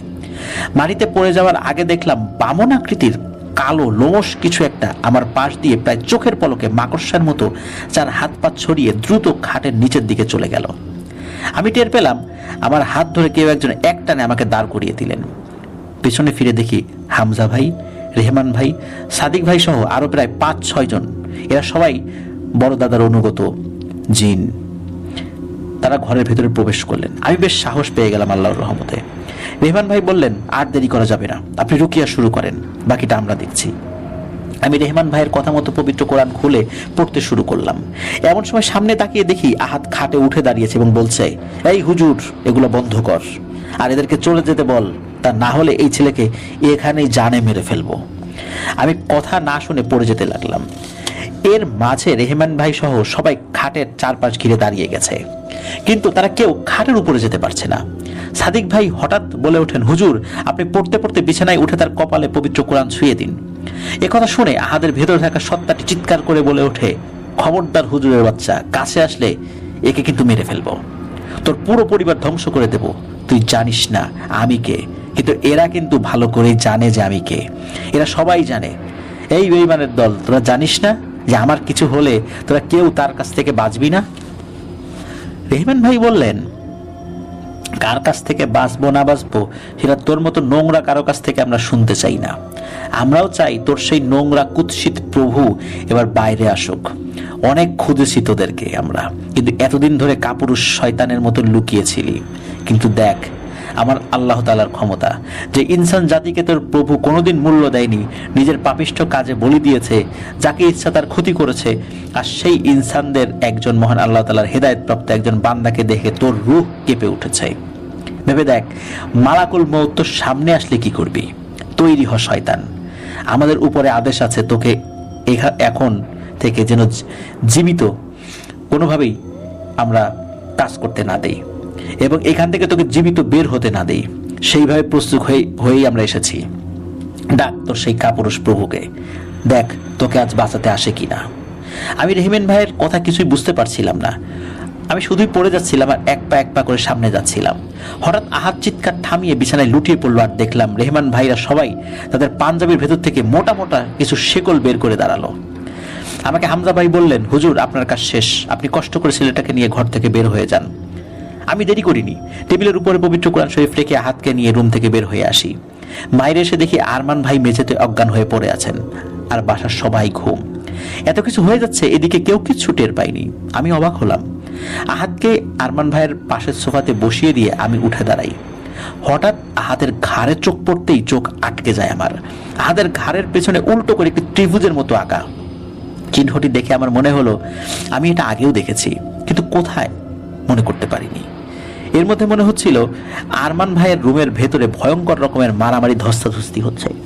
মনে হচ্ছিল সেই রুমে কোনো এক ভয়ঙ্কর ক্রোধে ফেটে পড়া জানোয়ারকে সবাই মিলে মেরে মেরে শান্ত করছে। একটু পরপর শোনা যাচ্ছিল ভয়ঙ্কর স্বরের আর্তনাদ। এভাবে অনেকক্ষণ মারামারি চলেছিল সেদিন। বেশ কিছুক্ষণ পর আমি দেখলাম রেহমান ভাইয়েরা গলায় হাতে পায়ে শেকল পরিয়ে বেটে কালো উলঙ্গ লোমশ একটি সত্তা, যার চোখ ছিল মাকড়সার চোখের মতো। নাকের উপর থেকে সারা কপাল জুড়ে শুধু কালো কালো ছোট ছোট অসংখ্য চোখ। তার নাক বলতে কিছু ছিল না, নাকের স্থানে শুধু দুটি ছিদ্র ছিল, কিন্তু ঠোঁটের দিকটা মানুষের মতো, যা তার চেহারাকে আরো আরো ভয়ঙ্কর করে তুলেছিল। এমন ভয়ানক আকৃতি সেই পিশাচকে টেনে হিচড়ে ঘর থেকে বের করছেন সবাই। আর সেই পিশাচটি চিৎকার করে অদ্ভুত এক ভাষায় উপরের দিকে তাকিয়ে কিছু বলছিল। আমি কিছুই বুঝতে পারছিলাম না। হঠাৎ তার চিৎকারের মধ্যে একটি নাম আমার কানে আটকে যায়, ভেলাত কাফরিয়ান। বিদ্যুতের চমকের মতো সাথে সাথে আমার মনে পড়ে যায় আহাদের ঘাড়ের পিছনে থাকা উল্টো ত্রিভুজাকৃতি সেই চিহ্ন আমি আমার বড় মামা মরহুম সুলাইমান শেখের ঘাড়ে দেখেছিলাম তার মৃত্যুর মাস 3 আগে। তার মুখেও শোনা গিয়েছিল এই নাম, ভেলাত কাফরিয়ান। আমি সাথে সাথে উঠে রেহমান ভাইদের পেছনে যেতে চাইলে হামজা ভাই পেছন ফিরে আমাকে বলেন, সুফিয়ান, আপনি এই বিষয়ে আমাদের হুজুরকে জিজ্ঞেস করে নেবেন। এখন আপনি এই পরিবারের বালা মুসিবত কেটে যাওয়ার জন্য কিছু আমল করে নিন, আমরা এই শয়তানকে হুজুরের কাছে নিয়ে যাচ্ছি। এই বলে ওরা সবাই বের হয়ে চলে যান। ওনারা যাওয়ার 5 মিনিটের মধ্যে ঘরের সবার ঘুম ভাঙে। আমি বুঝতে পারি ওনাদের হয়তো রেহমান ভাইয়েরা ঘুম পাড়িয়ে রেখেছিলেন। আর আরমান ভাইয়ের রুমে গিয়ে দেখি সারা ঘরে ছোট বড় বিভিন্ন সাইজের মাকড়সা মরে পড়ে আছে, আর সারা ঘরে এদিক সেদিক ছোপ ছোপ রক্ত। এইসব দেখে বাড়ির সবাই ভয় পেয়ে যান। আমি তাদেরকে জানাই, আল্লাহ তাআলা আপনাদের পরিবারের উপর রহমত করেছেন, ভয় নেই, বিপদ ইনশাল্লাহ কেটে গেছে। আহাতকে নিয়ে গোসল করান, এতিম মিসকিনদের ভালো খাবারের সহিত আরো কিছু উপঢৌকন দিয়ে দিয়েন আপনাদের সাধ্য অনুযায়ী। আপনাদের উপকার করতে গিয়ে যেই হুজুর বিপদে পড়েছেন তার চিকিৎসার ব্যবস্থা করুন, তাকে আর্থিকভাবে সাহায্য করুন, ইনশাল্লাহ আর কোনো সমস্যা হবে না। এরপরে আহাত আলহামদুলিল্লাহ আল্লাহ তাআলার দয়াতে সুস্থ হয়ে উঠেছিল। রফিক মামার পরিবার আর কোনো সমস্যা হয়নি। কিন্তু আমার জীবনের কঠিন এক অধ্যায়ের সূচনা হয়েছিল এই ঘটনা থেকেই। আমি জানতে পারি বড় দাদার অধীনে পরবর্তীতে সেই পিশাচ জিনদের আইন অনুযায়ী, বা পিশাচের যে জিনটাকে আটক করা হয়েছিল পিশাচকে, জিনদের আইন অনুযায়ী বিচার করে সব সর্দারদের সম্মতিতে তাকে মৃত্যুদণ্ড দেয়া হয়েছিল। এরপরে আমি জড়িয়ে পড়ি ভেলাত কাফরিয়ান নামের এক ভয়ঙ্কর কাফের জিন সম্রাটের সাথে, যে নিজ জাতির কাছে সবচেয়ে ঘৃণিত এক প্রাচীন জিন। তার সাথে ভয়ানক এক সংঘর্ষের কারণে আমার জীবনের সবচেয়ে খারাপ কিছু সময় পার করতে হয়েছে, সেটি এখন আপনাদেরকে বলতে যাচ্ছি। রফিক মামার বাসার ঝামেলা শেষ করে আমার নিজ বাসায় চলে আসি। অপেক্ষা করতে থাকি কখন বড় দাদার সাথে দেখা হবে, কারণ অনেক প্রশ্ন আছে আমার মনে যার উত্তর জানা প্রয়োজন। প্রায় 3 সপ্তাহ পরে দেখা হয় বড় দাদার সাথে। উনি তাহাজ্জুদের সালাতের সময় আসেন। যতটুকু মনে পড়ে আমি তখন কোরআন শরীফ পাঠ করছিলাম। সুন্দর আতরের ঘ্রাণ পেয়ে আমি আয়াত শেষ করে পেছনে ঘুরে ওনাকে সালাম দিলাম। উনি সালামের উত্তর দিয়ে চুপ করে বসে রইলেন। আমি অপেক্ষা করছিলাম কখন উনি কিছু বলবেন। একটু পরে বড় দাদা আমাকে বললেন, তোমার মনে অনেক প্রশ্ন ঘুরছে আমি জানি, কিন্তু সব প্রশ্নের উত্তর দেয়া যাবে না আবু সুফিয়ান। যতটুকু তোমার জানা উচিত ঠিক তাই জানতে পারবে, এর বেশি না। আমি প্রশ্ন করলাম, বড় দাদা আমার কি জানার অধিকার নেই? তিনি বললেন, অধিকারের কথা না সুফিয়ান, বিষয়টি হচ্ছে গোপনীয়তা নিয়ে। এই মুহূর্তে আমি তোমাকে সব ভেঙে বলতে পারছি না, কারণ আমি জানতে পেরেছি যে শয়তানটার উপর তুমি রুকিয়া করে এসেছে সে কাফরিয়ানের খুব অনুগত এবং শক্তিশালী একজন অনুসারী। তাকে নিয়ে গিয়ে অনেক প্রশ্নের উত্তর আদায় করা হয়েছে। আহাদের কাজের মাধ্যমেও তুমিও আমাদের মতো কাফরিয়ানের সাথে এক যুদ্ধে নেমে পড়েছ। তাই তোমার খুব সাবধান থাকতে হবে। আমি জিজ্ঞেস করলাম, বড়দাদা আপনি কিছু করছেন না কেন এই বিষয়ে? বড়দাদা বললেন, তুমি হয়তো মনে করো জিনেরা অনেক কিছুর ক্ষমতা রাখে। আস্তাগফিরুল্লাহ, ভুলেও কোনোদিন এমন চিন্তা মাথায় আসতে দেবে না, এতে তোমার ঈমান দুর্বল হয়ে যাবে। মহান আল্লাহ রব্বুল আলামিন আমাদেরকে অল্প বিস্তার ফারাক করেছেন ইনসানদের কাছ থেকে, সেটা এমন বড় কিছু না। কিন্তু কিছু ইনসান আছে যারা জিনদেরকে সেই ফারাকটাকে অনেক বড় কিছু মনে করে, এবং নির্দিষ্ট কিছু শয়তান সেই মনে করার সুযোগ নিয়ে খারাপ হারাম কাজে লিপ্ত হয় এবং নির্দিষ্ট পাপিষ্ঠ বিপথে পরিচালিত কিছু মানুষের আনুগত্য গ্রহণ করে, নিজেদের শয়তানি কার্যক্রম দিনে দিনে বাড়াতে থাকে। এমনই এক শয়তানের নাম ভেলাদ কাফরিয়ান, যে নামের সাথে তুমি ভিন্ন ভিন্ন দুটি সময় পরিচিত হয়েছ, যার সম্পর্কে জানতে তুমি অনেক দিন অপেক্ষা করেছো। হ্যাঁ, তোমার মামার মুখে শোনা সেই নাম এবং আহাদের সাথে থাকা পিশাচের মুখে শোনা সেই নাম একই জিনের। সে একজন কাফির, পথভ্রষ্ট, অত্যাচারী, ক্ষতিকারক এক জিন। শুধু ইনসান জাতির ক্ষতি করেছে এমন না, সে আমাদের জাতির অনেক মুসলিম জিনকে নির্মমভাবে হত্যা করেছে। খুবই ভয়ানক নিষ্ঠুরভাবে হত্যা করা হয়েছে অসংখ্য নিরপরাধ জিনকে। শুধু মুসলিম জিনকে হত্যা করে সে ক্ষান্ত হয়নি, অন্য ধর্মেরও বিভিন্ন জিনদেরকে সে নিষ্ঠুরভাবে নির্মমভাবে হত্যা করেছে। শুধু আমি না, আমার সাথে অনেক সর্দার এবং তার জাতির জিনেরা এই শয়তানকে অনেক দিন ধরে খুঁজে চলেছে। অবশেষে তোমার উসিলায় আমরা তার খোঁজ পেয়েছি, আলহামদুলিল্লাহ। আরো কিছু খোঁজ খবর লাগবে আমার, এরপরে আমি রব্বুল আলামিনের দয়ায় এর বিরুদ্ধে ব্যবস্থা নেব। তোমাকে আমি জানাবো কখন কিভাবে কি করতে হবে। ধৈর্য হারিয়ে ফেলো না, দয়া ভিক্ষা চাও মহান আল্লাহ রব্বুল আলামিনের কাছে, তিনি যেন আমাদের সকলকে তার রহমতের ছায়ায় ঢেকে দেন, আমিন। আজ আমি আসি, অপেক্ষায় থাকো। আমি যদি নাও আসতে পারি, আমার যদি কখনো মৃত্যু হয়ে যায়, আমার অনুগতদের কেউ এসে তোমাকে খবর জানিয়ে যাবে ইনশাল্লাহ। কারণ হায়াত মৌত সবকিছু আল্লাহ সুবহানাহু ওয়া তাআলার হাতে, কে কখন মারা যাবে জানি না। এতটুকু বলে বড়দাদা বিদায় নিয়ে সেদিনের মতো চলে গেলেন।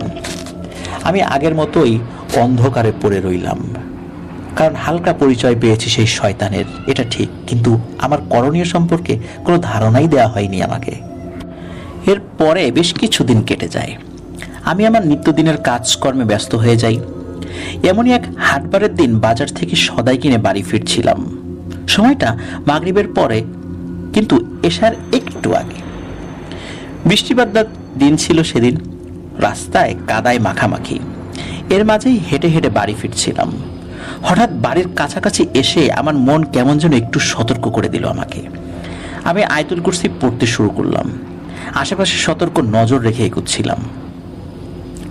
আরেকটু এগোতেই আমার বাড়ির সীমানার বাইরে একটি জামরুল গাছের পেছনে চোখ পড়তে আমি দাঁড়িয়ে যাই। আনুমানিক 8 থেকে 9 ফুট উচ্চতার একটি কালো আলখেল্লা পরিহিত অবয়ব গাছের পেছনে আড়াল নিয়ে দাঁড়িয়ে আছে। আমি যেখানে ছিলাম সেখান থেকে তার উদ্দেশ্যে সালাম দিলাম, কিন্তু সেই অবয়বটি সালামের উত্তর না দিয়ে আমার দিকে একটি পুটলি জাতীয় কিছু ছুঁড়ে মারে। আমি একটু পিছিয়ে এসে তার উদ্দেশ্যে বলি, কে পাঠিয়েছে আপনাকে? এর মধ্যে কি আছে? সে উত্তর দিল, তোর জন্য উপহার পাঠিয়েছে, সামনে আরো পাবি। এটা বলে অবয়বটি গাছের সম্পূর্ণ আড়াল নিয়ে কোথায় যেন চলে গেল চোখের পলকে। আমি সেই জিনিসটি হাতে স্পর্শ না করে সেটা রেখে দ্রুত বাড়িতে গিয়ে বাজারের ব্যাগ রেখে একটা বস্তা নিয়ে ফিরে আসি। সেই জিনিসটি বস্তায় পুরে এশার সালাতের উদ্দেশ্যে মসজিদের পথে যাত্রা শুরু করি। মসজিদে পৌঁছে দরজার বাইরে বস্তাটি রেখে আমি এশার জামাত শেষ করি। সালাত শেষে বসে একটু জিকির করছিলাম, তখন আমাদের মসজিদের মুয়াজ্জিন সাহেব এসে আমাকে বললেন, হুজুর বারান্দায় বস্তায় কি নিয়ে আসছেন? আমি বললাম, বস্তায় কি আছে আমি এখনো দেখিনি, কিন্তু কোনো সমস্যা হয়েছে কি? উনি বললেন, আপনি আসেন, এসে নিজেই দেখেন। আমি দ্রুত ওনার সাথে বাইরে যাই। গিয়ে দরজার বাইরে বস্তার নিচ থেকে বের হওয়া রক্তে লাল হয়ে উঠেছে জায়গাটি সেটি দেখতে পেলাম। সাথে সাথে আমি উঠে মসজিদের ওযুখানায় গিয়ে বালতি ভরে পানি এনে বস্তাটি সহ মুয়াজ্জিন সাহেবকে নিয়ে মসজিদ থেকে আরেকটু দূরে চলে যাই। সাথে একটা লাইট নেই। এরপরে বালতির পানিতে দোয়া কালাম পরে ফু দিয়ে সেই পুটলিটা পানিতে ডুবিয়ে দেই। আমার মন বলছিল ভেতরে যাই আছে সেটা ভালো না। পানিতে ডুবিয়ে রাখা অবস্থা আমি সেটা খুলে ফেলি, আর যেটা বের হয় সেটা দেখে আমি এবং মুয়াজ্জিন সাহেব দুজনই বেশ অবাক এবং ভয় পাই। ভেতরে একটি শূকরের কাটা মাথা, যেটা নিচ দিয়ে তখন রক্ত পড়ছিল ফোঁটায় ফোঁটায়। কিছু নারী ভুঁড়ি আর এক টুকরো সাদা কাপড় মুড়িয়ে কালো সুতো দিয়ে বেঁধে রাখা হয়েছে সেই নারী ভুঁড়ির সাথে। এসব দেখে মুয়াজ্জিন সাহেব সহ্য করতে না পেরে বমি করে ফেলেন। আমি নিজেও বেশ অসুস্থ বোধ করি। দেরি না করে খুব দ্রুত সেই সাদা কাপড়টি খুলে নিয়ে ওই নাপাক জিনিসগুলো দোয়া কালাম পরে ফু দিয়ে মাটি চাপা দিয়ে দেই এবং কাপড়টি সাথে নিয়ে বাড়ি চলে আসি। বাড়ি আসার সময় আমি বড় দাদার কথা স্মরণ করি, এই কারণে যে উনি আমাকে কিছু দোয়া শিখিয়ে দিয়েছিলেন, কিছু নিয়ম শিখিয়ে দিয়েছিলেন। আর বড় দাদার এই শিখিয়ে দেওয়ার নিয়মে আমি তার সাথে যোগাযোগের চেষ্টা করি। বাড়িতে এসে আমি আমার নামাজের ঘরে যাই এবং সেই কাপড়ের টুকরোটি রেখে এসে উজু করে ঘরে ঢুকি। রাত্রে খাওয়া দাওয়া শেষে এসে ঘুমানোর চেষ্টা করি, কিন্তু অনেকক্ষণ এপাশ ওপাশ করি, ঘুম আসছে না দেখে উঠে নামাজ ঘরে চলে যাই। বেশ কিছুক্ষণ পবিত্র কোরআন শরীফ তেলাওয়াত করে একটু জিকির করছিলাম, ঠিক তখন দেখি বড় দাদা ঘরে ঢুকলেন। সাথে আরো 4-5 জন এসেছেন। আমি সালাম বিনিময় করে বড় দাদাকে জানালাম সন্ধ্যার সেই ঘটনা। এরপরে কাপড়ের টুকরোটি তার হাতে দিলাম। উনি কালো সুতো খুলে কাপড়টি মেলে ধরলেন। ভেতরে কিছু লেখা ছিল। দেখতে পেলাম যে লেখা পড়ার সময় বড় দাদা সুন্দর সাদা দাড়ির সেই নুরানি সুরতখানি কেমন যেন চিন্তিত হয়ে উঠছিল। লেখাটা পড়া শেষ করে তিনি কাপড়খানি রেহমান ভাইয়ের হাতে দিয়ে বললেন, রেহমান, এই লেখা নিয়ে যাও, সব সর্দারদের দেখাও, তাদেরকে বলো তৈরি হতে, কিন্তু আমার আদেশ ছাড়া কেউ যেন আগে থেকে কোনো আক্রমণ না করে। রেহমান ভাই বের হয়ে যেতে বড় দাদা আমাকে বললেন, সুফিয়ান, ওই কাপড়ে হুমকি দেওয়া হয়েছে, তোমার খুব সাবধান থাকতে হবে, নিজের পরিবারের প্রতি খেয়াল রাখবে, বিশেষ করে বাচ্চাদের প্রতি। কাফরিয়ানের পক্ষ থেকে এসেছে ওই বার্তা। এখন থেকে এই ঝামেলার কোনো নিষ্পত্তি না হওয়া পর্যন্ত তোমার পরিবারের কাউকে বাড়ির সীমানার বাইরে যেতে দেবে না, কঠোরভাবে নিষেধ করবে। আমি যেভাবে বলছি ঠিক সেভাবে বাড়ির সীমানা বন্ধ করে দেবে। কিছুদিনের মধ্যে তোমার সাথে একজন রাকি যোগাযোগ করবেন। যোগাযোগ করা হলে তুমি অবশ্যই সেখানে যাবে। চিন্তা করো না, তোমার অনুপস্থিতিতে তোমার পরিবারের হেফাজতের জন্য আমার অধীনস্থদেরকে আমি সেখানে মোতায়েন করব। বাকিটা সবকিছুই আল্লাহ সুবহানাহু ওয়া তাআলার হাতে, আর আল্লাহর রহমতের অপেক্ষায় থাকতে হবে আমাদের। আরো কিছুক্ষণের জন্য আমার অধীনস্থদেরকে এখানে রেখে দিচ্ছি, সবাই তোমার সাথে কথা বলবে।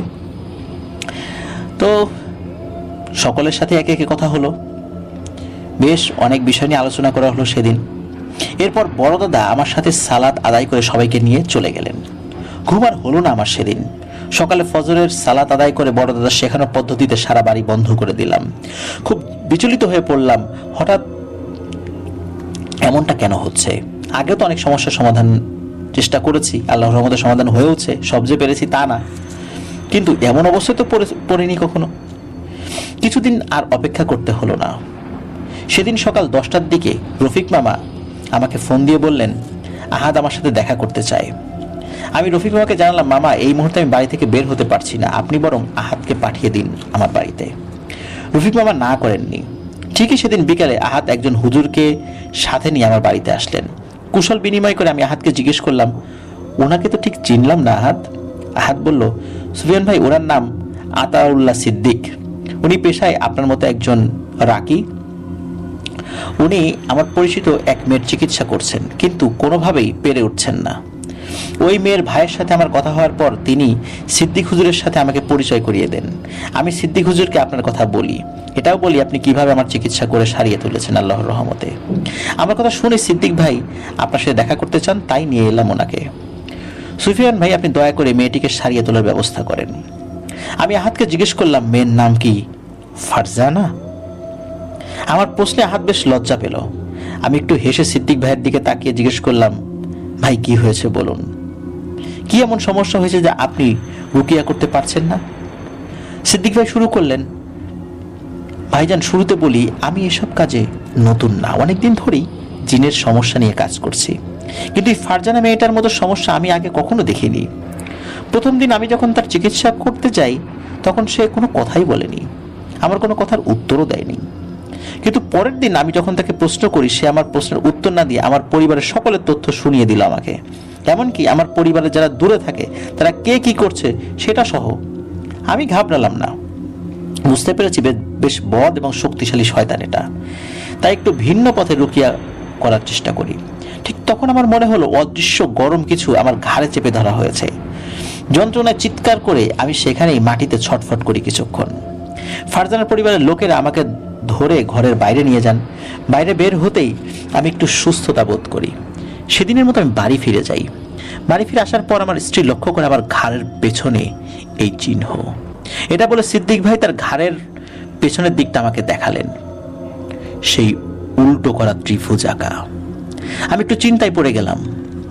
সিদ্দিক ভাই আবার বলতে শুরু করলেন, সেদিনের পর থেকে আমি নিজেও খারাপ স্বপ্ন দেখতে থাকি। রাতে ঘুমানোর সময় শরীর বন্ধ করে ঘুমাই, কিন্তু কিছুই ঠিক হচ্ছে না। আমার উপকারী এক জিন আছেন, প্রথম দিন তাকে খোঁজ নিতে বলেছিলাম, কিন্তু তিনিও এরপরে আমার সাথে আর দেখা করেননি। আমি কয়েকবার তার সাথে যোগাযোগের চেষ্টা করেছি, কিন্তু পারিনি। গত 5 দিন আগে এশার সালাত আদায় করে যখন বাসায় যাচ্ছিলাম, পথে হঠাৎ কে যেন আমাকে খুব জোরে চড় দেয়। এত জোরে চড় দেয় যে আমি এখনো এই কানে ভালোভাবে শুনতে পাচ্ছি না। গত পরশু ফারজানার ভাই আমি যাচ্ছি না দেখে দেখা করতে আসেন আমার সাথে। তিনি আমার কথা শুনে আহাদের সাথে পরিচয় করিয়ে দেন এবং যোগাযোগ করিয়ে দেন। তারপর আমি এই যে আপনার সামনে। ভালো কথা, ফারজানার পরিবারের লোকের আমাকে বলেছিল ঘুমের ভেতরে সে কান্না করতে করতে জেগে উঠে ঘুম থেকে, আর ঘুম ভেঙে গেলে সে ঘরের কোনো একজন সদস্যের দিকে তাকিয়ে থাকে অনেকক্ষণ। মাঝে মাঝে তার ভাইয়ের দিকে, মাঝে মাঝে তার বাবার দিকে, আবার কখনো অন্য লোকের দিকে তাকিয়ে থাকে, আবার কখনো তার মায়ের দিকেও তাকিয়ে থাকে, অর্থাৎ নির্দিষ্ট কাউকে লক্ষ্য করে নয়। এতটুকু বলে সিদ্দিক ভাই থামলেন। আমি শুনলাম সবকিছু। মাথার ভেতর সব ঘোলাটে লাগছিল, মনে হচ্ছিল এতটুকু তথ্য যথেষ্ট নয়। আমি সিদ্দিক ভাইকে বললাম, ভাই আপনারা দুজন আজকে আমার বাড়িতেই থাকেন, আমি কালকে ইনশাল্লাহ আপনাদের দেখি কিছু জানাতে পারি কিনা। সিদ্দিক ভাই এবং আহাদ ভাই ছিলেন সেদিন, তবে আমার বাড়িতে না। সিদ্দিক ভাইয়ের এক আত্মীয় থাকেন পাশের গ্রামে, তার বাড়িতেই ওনারা দুজন ছিলেন। এদিকে আমি আসরের নামাজের পর থেকেই বড়দাদের সাথে যোগাযোগের চেষ্টা করি। রাত আনুমানিক 10টার দিকে মসজিদ বন্ধ করে বের হব, এমন সময় রেহমান ভাই আসলেন। মসজিদে তখন কেউ ছিলেন না। রেহমান ভাই আমাকে বললেন, সুফিয়ান ভাই, সর্দার আজকে আসতে পারবেন না, তিনি বেশ ব্যস্ত, অন্যান্য সর্দারদের সাথে বৈঠক করছেন খুবই জরুরি একটা বিষয়ে। যা বলার আমাকে বলুন, আমি জানিয়ে দেব। এরপর আমি সিদ্দিক ভাইয়ের বলা সবকিছু জানাই রেহমান ভাইকে, আর আমার করণীয় কি সেই বিষয়ে বড়দাদার কাছ থেকে কোনো উপদেশ দেয়া হয় কিনা সেই বিষয়ে জানাতে বলি। রেহমান ভাই সব শুনে চলে গেলেন। খবর নিয়ে তিনি এলেন শেষ রাতে ফজরের একটু আগে। আমি মসজিদের দিকে যাচ্ছিলাম, তখন রেহমান ভাইকে দেখলাম মসজিদের পাশে দাঁড়িয়ে আছেন। সালাম বিনিময় শেষে তিনি বললেন, সুফিয়ান ভাই, হুজুর আপনাকে সেই মেয়ের বাড়িতে যেতে বলেছেন, তারপর রুকিয়া করে জানার চেষ্টা করবেন যে তার উপর আসর করা শয়তানের নাম। বিষয়টি কিন্তু মোটেও সহজ হবে না, তাই প্রয়োজন হলে এই পানি ব্যবহার করবেন। এটি জমজম কূপের পানি, এবং এই পানি হুজুর একজন আলেম ইনসান বন্ধু পড়ে দিয়েছেন। আর সিদ্দিক ভাইয়ের সেই জিনকে, যার নাম ইয়াসিন, জানিয়ে দিন ইয়াসিনকে শহীদ করা হয়েছে। সে আর কখনোই তার কাছে আসবে না, তার ডাকে সাড়া দেবে না। ওই ইয়াসিন যখন তথ্য সংগ্রহ করতে গিয়েছিল, ওই কাফরিয়ানের অনুগত দুষ্টু পিশাচ শ্রেণীর জিনরা তাকে কয়েদ করে ফেলে আর তাকে নিষ্ঠুরভাবে কষ্ট দিয়ে দিয়ে হত্যা করেছে। কাফরিয়ানের অনুসারীরা এভাবেই অনেককেই হত্যা করেছে। বিষয়টি তাকে জানিয়ে দেবেন। এই বলে একটি কাচের বোতল রেহমান ভাই আমার হাতে দেন। তারপর বিদায় নিয়ে যাওয়ার আগে বললেন, চিন্তা করবেন না ভাই, আপনার পরিবারের হেফাজতের জন্য অনেক জিনকে দায়িত্ব দেওয়া হয়েছে। আপনার অনুপস্থিতি তারা সবাই থাকবে আপনার বাড়ির আশেপাশে। আপনি সাবধানে যাবেন, আর মনে রাখবেন আপনি একা নন। মহান আল্লাহ সুবহানাহু ওয়া তাআলার দয়ায় আমরা সবাই আপনার সাথে আছি, ইনশাআল্লাহ থাকবো শেষ পর্যন্ত, শেষ নিঃশ্বাস পর্যন্ত। আপনি সেখানে পৌঁছেই আমাদের অনেককেই পাবেন ইনশাল্লাহ। যখনই দরকার হবে ডাকবেন, আমরা চলে আসব। রাব্বি কারিম আপনার হেফাজত করুন। এই বলে রেহমান ভাই চলে গেলেন। আমার খুব খারাপ লাগছিল সেই ইয়াসিন নামক জিনটার কথা স্মরণ করে, যে মানুষের উপকার করার জন্য একটা তথ্য সংগ্রহ করতে গিয়ে কয়েদ হয়ে গিয়ে সেই কাফরিয়ানের অনুগত জিনদের হাতে শহীদ হলেন। কি বলবো সিদ্দিক ভাইকে গিয়ে বুঝে উঠতে পারছিলাম না। আমি মসজিদে গিয়ে সালাত আদায় করে মুয়াজ্জিন সাহেবকে দায়িত্ব বুঝিয়ে দিলাম। সকালে আহাদ এবং সিদ্দিক ভাই আসলে তাদেরকে জানালাম সব কথা। জিনের এই কথা শুনে সিদ্দিক ভাই কি বলবেন বুঝতে পারছিলেন না। যাই হোক, প্রথমে ভালো কথা বলেছিলাম, সিদ্দিক ভাই শুনে খুশি হয়েছিলেন। তিনি বলেন, ভাই আমি মনে মনে চাইছিলাম যে আপনি যেন আমাদের সাথে যান। আলহামদুলিল্লাহ, ধন্যবাদ। আমি বললাম, ধন্যবাদ লাগবে না সিদ্দিক ভাই, আপনার জন্য আরেকটি খারাপ খবর আছে। আপনার উপকার করতেন যে জিন, তার নাম কি ইয়াসিন? সিদ্দিক ভাই আশ্চর্য হয়ে হাসূচক মাথা নাড়লেন। আমি বললাম, তাকে হত্যা করা হয়েছে। আপনি তার জন্য আল্লাহ রাব্বুল আলামিনের কাছে দোয়া করবেন। সিদ্দিক ভাই জিজ্ঞেস করলেন, ভাই আপনি কিভাবে জানলেন? আমি উত্তর দিলাম, আপনার মতো আমাকেও বেশ কয়েকজন মুসলিম জিন সাহায্য করেন, তারাই জানালেন। একথা শুনে সিদ্দিক ভাই কান্নায় ভেঙে পড়লেন। আমি বুঝতে পারলাম যে তাদের দুজনেরই অনেক দিনের বন্ধুত্ব ছিল। তাকে কিছু সান্ত্বনা দেওয়ার বৃথা চেষ্টা করলাম। একটু সুস্থির হলে বললাম, আহাদ ভাই তুমি তোমার বাড়ি চলে যাও, আমি আর সিদ্দিক ভাই ফারজানার বাসার উদ্দেশ্যে রওনা হব। এই বলে আমি ঘরে গেলাম। আমার স্ত্রীকে সব বুঝিয়ে দিয়ে বের হয়ে এলাম বাড়ি থেকে। রওনা ধরলাম এক অনিশ্চিত যুদ্ধের দিকে। ফারজানার বাসায় পৌঁছতে আমাদের জোহরের ওয়াক্তের সালাত পথে আদায় করতে হয়। তার বাবার বাড়ি মংলাতে। জায়গার নামটি এতদিন পরে সঠিকভাবে মনে করতে পারছি না, তবে গ্রামটি মংলা সদর থেকে 2 কিলোমিটার দূরে হবে। ফারজানার বাবা মঞ্জুরুল আলম এলাকার বেশ গণ্যমান্য ব্যক্তি। তিনি সদ্য সাবেক হওয়া চেয়ারম্যান, মানে পূর্বের চেয়ারম্যান ছিলেন। আমি সিদ্দিক ভাইয়ের সাথে যখন তাদের বাড়ির গেটের সামনে পৌঁছাই তখন খেয়াল করি এই বাড়ির আশেপাশের গাছগাছালিতে কোনো পাখির বা প্রকৃতির কোনো সারা শব্দ নেই। বিষয়টা আমি সিদ্দিক ভাইয়ের নজরে আনলাম। তিনিও খেয়াল করলেন এবং বললেন, ভাই আগেও এমন ছিল, তবে আমি খেয়াল করিনি। আজ আপনি বলার পরে চোখে পড়ল বিষয়টা। চলেন ভেতরে যাই। আমরা বাড়ির ভেতরে ঢুকবো তখন গেটের কাছ থেকে ভেতরে চিৎকার চেঁচামেচি শব্দ শুনতে পাই। গেট দিয়ে ভেতরে গিয়ে আমি উঠোনে দাঁড়াই। সিদ্দিক ভাই ভেতরে গিয়ে ফারজানার ভাই ও বাবাকে নিয়ে আসেন। আমরা একে অপরের সাথে সালাম বিনিময় করলাম। ফারজানার বাবা বললেন, হুজুর আসেন, ভেতরে এসে বসেন, মেয়ের চিকিৎসা চলছে, একটু শেষ হলেই আপনার সামনে নিয়ে আসবো। আমি জিজ্ঞেস করলাম, ডাক্তার এনেছেন নাকি? তিনি বললেন, না ডাক্তার না, ভালো একজন নামকরা কবিরাজ পটুয়াখালী থেকে এসেছেন। আমি বললাম, চাচা আমাকে নিয়ে চলুন, আমি দেখতে চাই কবিরাজ সাহেব কিভাবে কাজ করেন। মঞ্জু চাচা একটু ইতস্তত করলেও নিয়ে গেলেন আমাকে।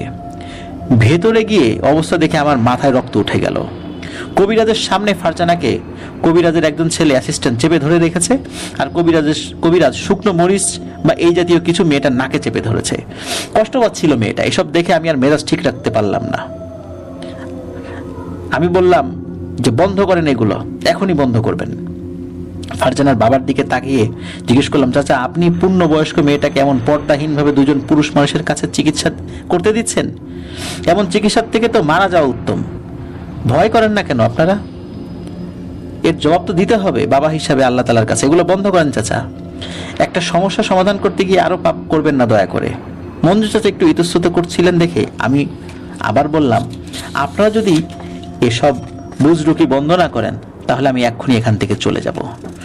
আর যদি চলে যেতে হয় এইসব পাপ কাজের কারণে, তাহলে আর আপনি আমাকে পাবেন না বলে দিলাম। মঞ্জু চাচা এবার তার ইতস্তত ভাব কাটিয়ে দাঁড়িয়ে থাকা একজন মহিলাকে বললেন ফারজানাকে ভেতরে নিয়ে যেতে, আর কবিরাজকে টাকা পয়সা দিয়ে বিদায় করে দিলেন।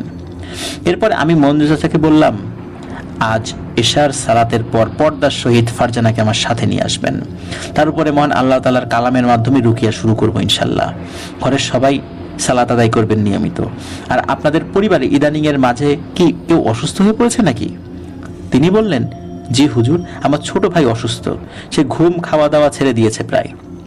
তার সাথে দেখা করতে চাইলে পাশের একটি বাড়িতে আমাকে নিয়ে যাওয়া হয়। বারান্দায় একটি বিছানায় একজন মধ্যবয়সী লোক শুয়ে আছেন। আমি তার পাশে বসে সালাম দিয়ে জিজ্ঞেস করলাম, চাচা আপনার কি হয়েছে, আমাকে বলবেন একটু? উনি আমার দিকে অল্প কিছু সময় তাকিয়ে থেকে বললেন, হুজুর, আমি বললেও আপনি বিশ্বাস করবেন না, তাই বলতে চাচ্ছি না। আমি ওনাকে বললাম, চাচা, আপনি আমাকে না বললে আমি অনেক কিছুই জানতে পারবো না, দয়া করে দুশ্চিন্তা ছাড়া বলুন। এরপরে তিনি শোনালেন এক ভয়ঙ্কর ঘটনা, যার সারসংক্ষেপ বলছি। ওনার নাম সাজু, পেশায় একজন মাছের আড়তদার এবং মাছ চাষি। প্রায় সময় বেচা কেনা শেষ করে একসাথে তার যে ঘেরগুলো রয়েছে সেই ঘেরগুলো ঘুরে বাড়ি আসতে হয়, তাই তার দেরি হয়। বেশ কিছুদিন আগে এমন রাত করে বাড়ি ফিরছিলেন। তাদের গেটের ভেতরে ঢোকার পর উনি মঞ্জু চাচাদের বাড়ির টিনের চালের উপর চোখ পড়তে দেখতে পান কালো আলখেল্লা পরিহিত 10 থেকে 12টি অবয়ব হাঁটু মুড়ে উপর হয়ে বসে দুলছে। প্রথমে তিনি ভাবলেন চোট্টর হবে, তাই হাতে থাকা টর্চ লাইটের আলো ফেলেন চালের উপরে। আলো ফেলেই তিনি ভয়ে চমকে ওঠেন। তিনি দেখেন আলখেল্লার ভেতরে মুখের স্থানে যতটুকু দেখা যাচ্ছে সেখানে মাংসের দলা ছাড়া আর কিছুই নেই। ভয়ে তিনি পিছিয়ে আসেন, আর ঠিক তখনই দেখলেন ওই কালো অবয়বগুলো মাছ থেকে একটি অবয়ব উঠে দাঁড়ায় এবং সেখান থেকে লাফ দিয়ে শূন্যে উঠে মিলিয়ে যায়। উনি ভয়ে চিৎকার করতে যাবেন, ঠিক তখনই ওনার ঘাড়ের পেছনে প্রচন্ড যন্ত্রণা শুরু হয়, মনে হয় ওই জায়গাটি পুড়িয়ে দিয়েছে। এরপরে উনি চিৎকার দিয়ে উঠলে বাড়ির সবাই বের হয়ে এসে ধরাধরি করে ওনাকে ওনাদের ঘরে নিয়ে যান। প্রচন্ড ব্যথায় তিনি ঘুমিয়ে পড়েন। সেদিন থেকে একটি স্বপ্ন প্রতিদিনই দেখছেন। তিনি ঘুমালেই দেখতে পান তার পরিবারের কেউ একজন মারা গেছে এবং ফারজানা সেই মৃতদেহর মাংস খুবলে খাচ্ছে, আর ফারজানার পেছন থেকে সেই কালো অবয়বগুলো দাঁড়িয়ে ঝুঁকে ঝুঁকে কিছু একটা বলছে। প্রতিবার ঘুমের সময় তিনি পরিবারের ভিন্ন ভিন্ন সদস্যকে মৃত অবস্থায় দেখতে পান, আর ফারজানাকে দেখেন তার শরীরে মাংস ভক্ষণ করতে। এই স্বপ্নের ভয়ে তিনি ঘুমাতে পারছেন না, খেতে পারছেন না, এমন একটা অবস্থা চলছে। সবচেয়ে বড় কথা হলো, রাত হলেই তিনি তার টিনের চালের উপর হাঁটা চলার শব্দ শুনতে পান। মাঝে একদিন তার মাথার কাছের জানালার ওপাশ থেকে একটি শব্দ শুনতে পান। তার মতে অ্যাজমা রোগীদের শ্বাস টান উঠলে যেমন শব্দ হয়, ঠিক তেমন শব্দ শুনে তিনি মাথা উঠিয়ে বাইরে তাকিয়ে দেখেন সেই কালো অবয়বটি দাঁড়িয়ে আছে। শব্দটি আসছে তার মুখের স্থানে যে মাংসপিণ্ড রয়েছে সেখান থেকে, আর সেই মাংসপিণ্ডটি নিঃশ্বাসের সাথে সাথে আমাদের বুক যেভাবে ওঠানামা করে ঠিক সেভাবে ওঠানামা করছে। এটা দেখে ভয় চিৎকার দিয়ে তিনি অজ্ঞান হয়ে যান। এরপরে বাড়ির লোকজন এসে ওনাকে পানি টানি দিয়ে জ্ঞান ফেরান। আমি খুব মনোযোগ দিয়ে ওনার কথা শুনলাম। তারপর ঘাড়ের পেছন দিকে পরীক্ষা করে দেখি সেই একই চিহ্ন, উল্টো করে ত্রিভুজ। বেশ বুঝতে পারছিলাম আমি পিশাচগুলোর মাঝখানে এসে পড়েছি। দেরি না করে বের হয়ে আসলাম সেই ঘর থেকে। রাতে মসজিদে এশার সালাত আদায় করে একটু নির্জনতার খোঁজে এদিক ওদিক হাঁটছিলাম, আর বড় দাদা বা কারোর সাথে যোগাযোগ করার চেষ্টা করছিলাম। কিছু সময় পরে হামজা ভাই এলেন। সালাম বিনিময় শেষে আমি ওনাকে সব খুলে বললাম। উনি সব শুনে আমাকে বললেন, সুফিয়ান ভাই, আমরা জানি এমন কিছু হচ্ছে এবং কিছু করতে না পারলে সামনে আরো হবে। খুব তাড়াতাড়ি কিছু একটা করতে না পারলে ফারজানার ছোট চাচার মৃত্যুর মাধ্যমে শুরু হবে ওনাদের পরিবারে মৃত্যুর মিছিল। আপনি ফারজানার পাশাপাশি তার চাচার উপরে রুকিয়া পরিচালনা করেন। আপনি শুধু এই পিশাচটাকে আল্লাহ তাআলার কালামের মাধ্যমে বের করে আনেন, বাকিটা আমরা বুঝে নেব ওকে কি করতে হয়। আর ফারজানার রুকিয়া করতে আপনার সময় লাগবে, কিন্তু আপনি রুকিয়া বন্ধ করবেন না। ইনশাল্লাহ এর মাঝে আল্লাহ সুবহানাহু ওয়া তাআলার সাহায্য ইনশাল্লাহ অবশ্যই আসবে। মনে রাখবেন, রুকিয়া শুরু করার পর আপনার সাথেও শয়তানগুলো দেখা হবে, তাই সব সময় সাবধান। কথাগুলো বলে হামজা ভাই চলে গেলেন। আমি ফিরে আসলাম ফারজানার বাড়িতে। এসে দেখি বাড়ির বারান্দার ঘরে ফারজানাকে পর্দার সাথে মেঝেতে পাটি বিছিয়ে বসিয়ে রাখা হয়েছে। সাথে তার খালা বসেছেন, অদূরে তার বাবা, ভাই, মেজো চাচা বসে আছেন। আমি ফারজানার বিপরীতে বসে পড়লাম। ব্যাগ থেকে আমার সব সফরের সঙ্গী পবিত্র কোরআন শরীফ বের করে আনলাম, আর বের করলাম বড় দাদার পাঠানো সেই পানি। তারপর ফারজানার উদ্দেশ্যে সালাম দিয়ে বললাম, বোন, কেমন আছো তুমি? কেমন লাগছে তোমার? কি হয়েছে তোমার? আমাকে বলো, আমি তোমাকে সাহায্য করতে এসেছি। ফারজানা স্বাভাবিকভাবে উত্তর দিল, আমি ভালো আছি, আমার কিছু হয়নি হুজুর, তবে আপনার কিছু হবে, নিশ্চিত থাকুন। কথা শুনে অবাক হইলাম, এত সাবলীলভাবে সুন্দরভাবে আমার কিছু হবে, আপনি নিশ্চিত থাকুন, এই কথাটা বলতে পারলো। মনে মনে যা বোঝার বুঝে নিলাম। আমি আর কিছু জিজ্ঞেস না করে রুকিয়া শুরু করলাম। কোরআন শরীফ পাঠ করার যখন শুরু করেছি, ফারজানার চেহারায় পরিবর্তন শুরু হলো। অল্প কিছুক্ষণ পরে সে ক্ষেপে উঠল। তার খালা ফুফু আরো কিছু মহিলা তাকে জোর করে বসিয়ে রাখার চেষ্টা করছেন, কারণ ফারজানা বারবার উঠে যেতে চাইছিল। বেশ কিছুক্ষণ কোরআন শরীফ পাঠ করার পরে দেখি ফারজানার শরীর নিস্তেজ হয়ে যায়। আমি তাকে ঘরে নিয়ে যেতে বলি। এরপরে মঞ্জু চাচাকে বলি, চাচা আমাকে কিছুদিন সময় দিতে হবে, কারণ ওর উপর যে আসর করছে সে বেশ শক্তিশালী। মঞ্জু চাচা সম্মতি দিলেন। আমাকে তার বাড়িতে থাকতে বললে আমি মানা করে দিলাম। তাকে অনুরোধ করলাম তিনি যেন আমাকে কোন একটি মসজিদে থাকার ব্যবস্থা করে দেন। এলাকার প্রভাবশালী মানুষ তিনি, তাই এই কাজটি খুব সহজে করে ফেলতে পারলেন, খুব বেশি সময়ও লাগলো না। এরপরে ওনার সাথে নিয়ে আমি ফারজানার ছোট চাচার ঘরে যাই। ওনাকে অজু করিয়ে আনতে বলি। অজু করে আসার পর ওনার উপর রুকিয়া পরিচালনা শুরু করি। বেশ কিছুক্ষণ কোরআন শরীফ তেলাওয়াত করার পর সবার সামনেই সেই সাজু চাচা হঠাৎ উপরের দিকে তাকিয়ে চোখ বড় বড় করে গলা দিয়ে বিট ঘুটে ঘর ঘর শব্দ বের করতে থাকে। ঘরের সবাই এমন শব্দে ভয় পেয়ে যান। আমি কিন্তু তেলাওয়াত বন্ধ করলাম না, পড়তে থাকলাম। হঠাৎ দেখি ওনার মুখ দিয়ে কালো ধোঁয়ার মতো বের হচ্ছে, আর উনি সোজা হয়ে বসে থাকা অবস্থায় উপরের দিকে মুখ হা করে ছটফট করছেন। প্রায় 2 মিনিট সেই ধোঁয়া বেরুলো। এরপরে সাজু চাচা জ্ঞান হারান। সেই ধোঁয়ার কুণ্ডলি ঘরের চালের ফাঁকা দিয়ে মিলিয়ে গেল। সবাই ধরাধরি করে সাজু চাচাকে বিছানায় নিয়ে আসেন। অল্প একটু পরেই ওনার জ্ঞান আসে। জ্ঞান ফেরার পরে আমার সাথে আনা সেই পানি থেকে একটু খাইয়ে দিলাম ওনাকে, আর বললাম, চাচা আপনি এখন ঘুমান, ইনশাল্লাহ আজ রাতে আর আপনি খারাপ কিছু দেখবেন না। বাকিদের দিকে ফিরে বললাম, আপনারা সবাই ফজরের আজান দিলে মসজিদে চলে আসবেন। সবাই মিলে 5 ওয়াক্তের সালাত জামাতে আদায় করবেন। ঘরের কোনো পুরুষ মানুষ আজ থেকে ফজরের নামাজের সময় ঘুমিয়ে যেন না থাকে, সেদিকে খেয়াল রাখবেন।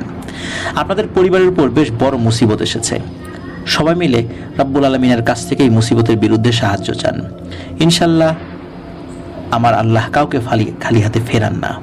আরো কিছু আমল বলে দিয়ে আমি বের হয়ে আসি। রাতের খাবার সাথে নিয়ে আমাকে মসজিদে এগিয়ে দিয়ে আসেন ফারজানার ভাই মিরাজ।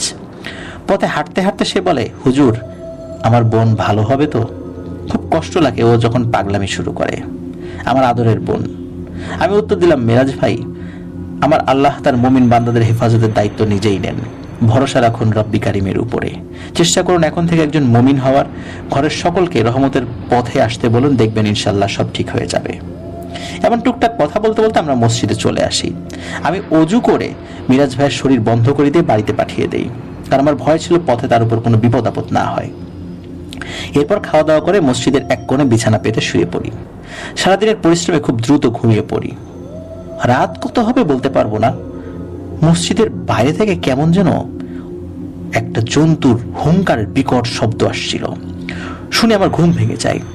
সাথে সাথে উঠে বসে নিজের শরীর বন্ধ করে জানালার এক পাটি খুলে বাইরে তাকাই। আমি দেখি মসজিদের সীমানার বাইরে কালো আলখেল্লা পরিহিত প্রায় 50 কি 60টি অবয়ব, যাদের মুখে মুখ বলতে কিছু নাই। মাথার স্থানে শুধু একটা বিশাল মাংসপিণ্ড, চিৎকারের সাথে যেটি ওঠানামা করছে। এমন কতগুলো পিশাচ মসজিদের দিকে ফিরে সেই হুঙ্কার দিচ্ছে আর আস্তে আস্তে এগিয়ে আসছে মসজিদের দিকে। সত্যি আমি ভয় পেয়ে গিয়েছিলাম, অনেক ভয় পেয়েছিলাম। আমি জানালার কাছ থেকে সরে এসে চিৎকার দিয়ে আমার আল্লাহকে ডাকতে থাকি, সাহায্য চাইতে থাকি আমার রবের কাছে। ওরা এগোতে এগোতে মসজিদের সীমানার কাছাকাছি আসতেই হঠাৎ আমার পেছন থেকে একজন বলে ওঠে, ভয় নেই সুফিয়ান, তোমাকে তো আগেই জানানো হয়েছে, ইনশাল্লাহ আমরা তোমার সাথে শেষ পর্যন্ত আছি। এদিকে এসো, আমার পাশে এসে বসো, বাইরে তাকিও না। আমি পেছনে ফিরে দেখি বড় দাদা একদম সামনের কাতারে বসে আছেন। ওই মুহূর্তটায় আমার যে কেমন খুশি লেগেছে তা আমি বোঝাতে পারবো না। খুশিতে আমার চোখে পানি চলে আসে। আমি দৌড়ে গিয়ে বড় দাদার হাতে চুমু খাই। বড় দাদা আমার মাথায় হাত রেখে শান্ত করেন এবং বলেন, চিন্তা করো না সুফিয়ান, শিকার করার আগে শিকারকে তার শিকারের ক্ষমতা সম্পর্কে ভালোভাবে জানতে হয়। যে পারে না সে নিজেই শিকারে পরিণত হয়। বাইরের ওই শয়তানগুলো ঠিক তাই হয়েছে, চলো নিজেই দেখবে। এ কথা বলে আমার হাত ধরে টেনে নিয়ে নিজেও তিনি আমার সাথে জানালার পাশে এসে দাঁড়ালেন। দেখলাম পিশাচগুলো ততক্ষণে মসজিদের দরজার কাছে চলে এসেছে। আমাকে দাঁড় করে রেখে বড় দাদা মসজিদের দরজার দিকে গিয়ে খুলে দিয়ে দাঁড়ালেন সেখানে। ওনাকে দেখে পিশাচগুলো হঠাৎ হুঙ্কার এবং সামনে এগোনো বন্ধ করে দাঁড়িয়ে পড়ল। বড় দাদা শয়তানগুলোর উদ্দেশ্যে বললেন, হে কাফরিয়ানের অনুসারী শয়তানরা, কালিমা তো তোদের নসিবে নাই। মৃত্যুর আগে অন্তত তোদের নেতাকে জানিয়ে দে যে আমি তোদের হত্যা করতে যাচ্ছি। যা, এখনই জানিয়ে দে, কারণ এখান থেকেও তোরা তোদের নেতাকে জানিয়ে দিতে পারবি। এই কথা শেষ হওয়ার সাথে সাথে আমি দেখলাম চারদিক থেকে হামজা ভাই, সাদিক ভাই সহ প্রায় 300-400 জিন পিশাচগুলোর উপর ঝাঁপিয়ে পড়ল। তাদের সবাই বিচিত্র সব অস্ত্র নিয়ে এসেছেন। এই ধরনের অস্ত্র কখনো দেখিনি আমি। কেউ কেউ সেই পিশাচদের হাতের উপর ঝাঁপিয়ে পড়েছে, কেউ পায়ের উপর, কেউ মুখের উপর। মোট কথা কোনো দয়া দেখানো হলো না তাদের উপরে। দীর্ঘ সময় মসজিদের সামনে তাণ্ডব চলল। বেঁচে থাকার তাগিদে পিশাচগুলো অনেকক্ষণ লড়েছে, কিন্তু সংখ্যা এবং শক্তিতে তারা টিকতে পারল না। 3 জন পিশাচ বাদে বাকি সবগুলোকে সেখানেই হত্যা করা হয়। ওই 3টির গলায় হাতে পায়ে শেকল পরিয়ে নিয়ে যাওয়া হয়। অন্য মৃত পিশাচগুলোর দেহও তারা নিয়ে যান। এদিকে বড়দাদার অনুসারী আমাদের 4 জন মুসলিম ভাইও শহীদ হন সেই যুদ্ধে। বড়দাদা তাদের কাছে যান, প্রত্যেকের মাথায় হাত বুলিয়ে দেন তিনি, চুমু খান সবার কপালে। সেদিন আমি দেখেছিলাম রব্বুল আলামিনের সৃষ্টি করা একজন শক্তিশালী মাখলুকাতের চোখে অশ্রুধারা। উপস্থিত সকল মুসলিম জিন ভাইদের চোখে অশ্রু। আমি নিজেও নিজেকে ধরে রাখতে পারিনি। শহীদদের পাঠিয়ে দিয়ে বড়দাদা আমাকে নিয়ে আবার ভেতরে আসলেন। কিছুক্ষণ চুপচাপ থেকে বলতে শুরু করলেন, আবু সুফিয়ান, তোমার কাজ প্রায় শেষ। বাকিটা কাল আমার এক বন্ধু আসবেন, এইখানে উনি করবেন, তুমি তার সাথে থেকো। কাফরিয়ান ফারজানা নামের মেয়েটির শরীরে আশ্রয় নিয়েছে। ভালোভাবে অনেক সময় নিয়ে খোঁজ নেওয়ার পরে আমি আসল ঘটনা জানতে পেরেছি। তোমার মামা মরহুম সুলাইমান শেখ যে কাজটি করতে গিয়ে আহত হয়ে ফেরেন, সেই কাজ করার সময় তিনি কাফরিয়ানের ছেলেকে হত্যা করতে সক্ষম হন এবং তার ছেলের সাথে থাকা কাফরিয়ানের আদলে তৈরি কালো পাথরের একটি মূর্তি তিনি সাথে নিয়ে যান রফিক সাহেবের বাসায়। 2 দিন পরে তোমার মামা ভুল তথ্যের ভিত্তিতে আবার বের হয়ে যান কাজ শেষ করতে এবং ভেলাত কাফরিয়ানের শিকারে পরিণত হন। রফিকের বাসা থেকে বের হওয়ার আগে সেই মূর্তিটি রফিকের কাছে আমানত হিসাবে রেখে আসেন, কিন্তু নতুন বাড়িতে ওঠার সময় তিনি সেটি হারিয়ে ফেলেন, যা পরবর্তীতে আহাদ খুঁজে পায় এবং আবেগের বশবর্তী হয়ে ফারজানাকে সেটি আবার উপহার দেয়, যেহেতু আহাদ ফারজানাকে পছন্দ করত। এরপর থেকে ফারজানা অসুস্থ হতে থাকে। ভেলাত চেয়েছে ফারজানার আপন কাউকে সে বাঁচিয়ে রাখবে না, একজন একজন করে স্বীকার করবে। এই জন্য সে তার অনুসারীদেরকে নিয়ে ফারজানার পরিবারের মাঝে বিভীষিকার মতো প্রবেশ করে। আলহামদুলিল্লাহ, সব ভালোভাবেই রব্বি কারিমের দয়া শেষ হচ্ছে। তোমার পরিবারের হেফাজতের দায়িত্ব এই রেহমান তার দলবল নিয়ে আছে, চিন্তা করো না তাদের নিয়ে। কাফরিয়ানকে জীবিত অবস্থায় ধরা খুবই জরুরি, অনেক হিসাব আছে তার সাথে আমাদের। কিন্তু তোমাকে একটা কথা বলে দেই, সেদিন তোমাকে কাফরিয়ানের যে পুটুলিটা পাঠিয়েছিল সেটা হাত দিয়ে ধরা উচিত হয়নি তোমার। খারাপ রকমের জাদু করা ছিল তাতে। তুমি আমার জন্য অপেক্ষা না করে নিজেই এটি ধরে ফেলেছ, কাজটি নিজেই করে ফেলেছ। সারা জীবন তোমাকে ভোগাবে এই জাদু, যেটা আমাদের সকল ক্ষমতার বাইরে। আল্লাহ তাআলা এবং আমার রসুলের তরিকা মতো চলার চেষ্টা করবে, ইনশাল্লাহ এগুলো হয়তো অনেকখানি কমে যাবে, এই জাদুর প্রভাব কমে যাবে, তবে একেবারে কিন্তু যাবে না। সারাটা জীবন তোমাকে এটা ভোগ করতে হবে। চলো এখন শুকরিয়া নামাজ আদায় করি একসাথে। কথা বলে থামলেন বড় দাদা। এরপর আমরা একসাথে সালাত আদায় করার পর উনি বিদায় নিয়ে চলে যান। সেদিন ফজরের নামাজের পরে আমি আস্তে আস্তে ফারজানের বাড়ির উদ্দেশ্যে হাঁটতে থাকি। মসজিদে সালাতের সময় অনেকে আমাকে জিজ্ঞেস করলেন রাতে কি হয়েছিল, কারণ তারা সবাই সেই হুঙ্কার, চিৎকার, কান্না, আর্তনাদ শুনতে পান। আমি শুধু তাদের বলি আল্লাহ তাআলার রহমত বর্ষিত হয়েছে, আর কিছু না। ফারজানাদের বাড়িতে এসে দেখি সবাই ফারজানাকে বেঁধে ঘিরে রেখেছে। মিরাজ ভাই জানালো মধ্যরাতের পর থেকে হঠাৎ সে পাগলামি শুরু করে, চিৎকার করছে আর বলছে তাকে ছেড়ে দিতে, সে নিরাপদে গিয়ে ফারজানাকে ছেড়ে দেবে। শুনে আমি একটু হাসলাম আর বললাম, ভয় নেই ভাই, আপনারা খেয়াল রাখেন সেজন্য কোথাও যেতে না পারে, আল্লাহর সাহায্য আসছে। আমার কথা মতো ফারজানাকে প্রায় সারাদিন বেঁধে রাখা হলো। কাফরিয়ান বের হতে পারছিল না, কারণ বাইরে বড় দাদার অনুসারী এবং অন্যান্য সর্দারদের অনুসারী হাজার হাজার জিন ভয়ানক সমস্ত অস্ত্র নিয়ে অপেক্ষা করছিল যে সে বাইরে বের হবে আর তার জীবন শেষ হয়ে যাবে। মাগরিবের সালাতের পর একজন বয়স্ক হুজুর আসেন ফারজানার বাড়িতে, তার সাথে আরো 4 জন এসেছেন। আমি তাকে একবার দেখে চিনতে পেরেছি। উনি দক্ষিণবঙ্গের বিখ্যাত আলেম হাফেজ শাহ হুজুর। উনি বাড়িতে ঢুকেই আমাকে কাছে ডাকলেন। আমি কাছে এসে সালাম বিনিময় করলাম ওনার সাথে। উনি বললেন, বাবা সুফিয়ান, আমি তোমার কথা শুনেছি। রব্বুল আলমিনের কাছে দোয়া করে তিনি যেন তোমাকে শেফা দান করেন। এরপর আরো কিছুক্ষণ কথার পরে উনি উঠোনে এসে কিছু ময়দা পরে ছিটিয়ে দিলেন। তারপর ফারজানাকে নিয়ে আসতে বললেন। ওনার সাথে আসা 4 জন 4 কোণায় দাঁড়িয়ে পড়লেন। মাঝখানে ফারজানাকে বসিয়ে শুরু করলেন রুকিয়া। ওই 4 জন হুজুর চারদিক থেকে ফারজানার শরীরে পানি ছিটাচ্ছিলেন। আমি লক্ষ্য করছিলাম হাফেজ হুজুরের রুকিয়া পদ্ধতি। উনি এমন সব আমল করছেন যা আমি জানতাম না। অল্প কিছুক্ষণ পরে সকলের চোখের সামনে ফারজানার মুখ দিয়ে কালো ধোঁয়া বের হতে থাকে। ধোঁয়াটা বের হয়ে উপরের দিকে উঠতে থাকলো। সবাই ফারজানার দিকে তাকিয়েছিলেন। আমি দেখছিলাম ধোঁয়াটা কোথায় যায়। অল্প একটু উপরে ওঠার পরে দেখলাম বাড়ির বাইরের এক নারকেল গাছ থেকে 4-5টি আলো খুব দ্রুত এসে ধোঁয়ার কুণ্ডলিটাকে নিয়ে শূন্যে মিলিয়ে গেল। এদিকে ফারজানা অনবরত বমি করছে, কিন্তু তার বমির সাথে বের হচ্ছে নখ, চুল, কালো সুতা দিয়ে মোড়ানো এক টুকরো লাল কাপড়, এবং শেষে বের হয়ে এলো ছোট্ট কালো পাথরের একটি মূর্তি। হাফেজ শাহ হুজুর মূর্তিটি নিয়ে চলে যান। যাওয়ার সময় আমাকে বলেন, বাবা, রব্বুল আলমিনের পথে চলতে হলে অনেক বাধা আসে। সেই বাধা কাটিয়ে যদি অল্প কিছু সময়ও কেউ বাঁচে, আমি মনে করি সেটাই তার জন্য অনেক বেশি। ভালো থেকো। পরের ঘটনা অনেক সংক্ষিপ্ত। ফারজানা আস্তে আস্তে সুস্থ হয়ে ওঠে। তার পরিবারেও আর কোনো সমস্যা হয়নি। সমস্যা যা হয়েছিল আমার, সে এক অন্য ঘটনা। ইনশাল্লাহ বেঁচে থাকলে কোনো একদিন বলবো। প্রিয় লিসেনার্স, কেমন লাগলো ঘটনাটি? কাফরিয়ানকে কিন্তু ধরে নেওয়া হলো। তার সাথে কি হিসাব নিকাশ হয়েছিল সেটা আমরা এখনো জানতে পারিনি। অবশ্যই তার পরিণতি কি হয়েছিল আপনারা বুঝতে পারছেন। অসংখ্য জিনকে নির্বিচারে, বিভিন্ন ধর্মের জিনকে তার নিজের প্রয়োজন মতো বলি দিয়েছে।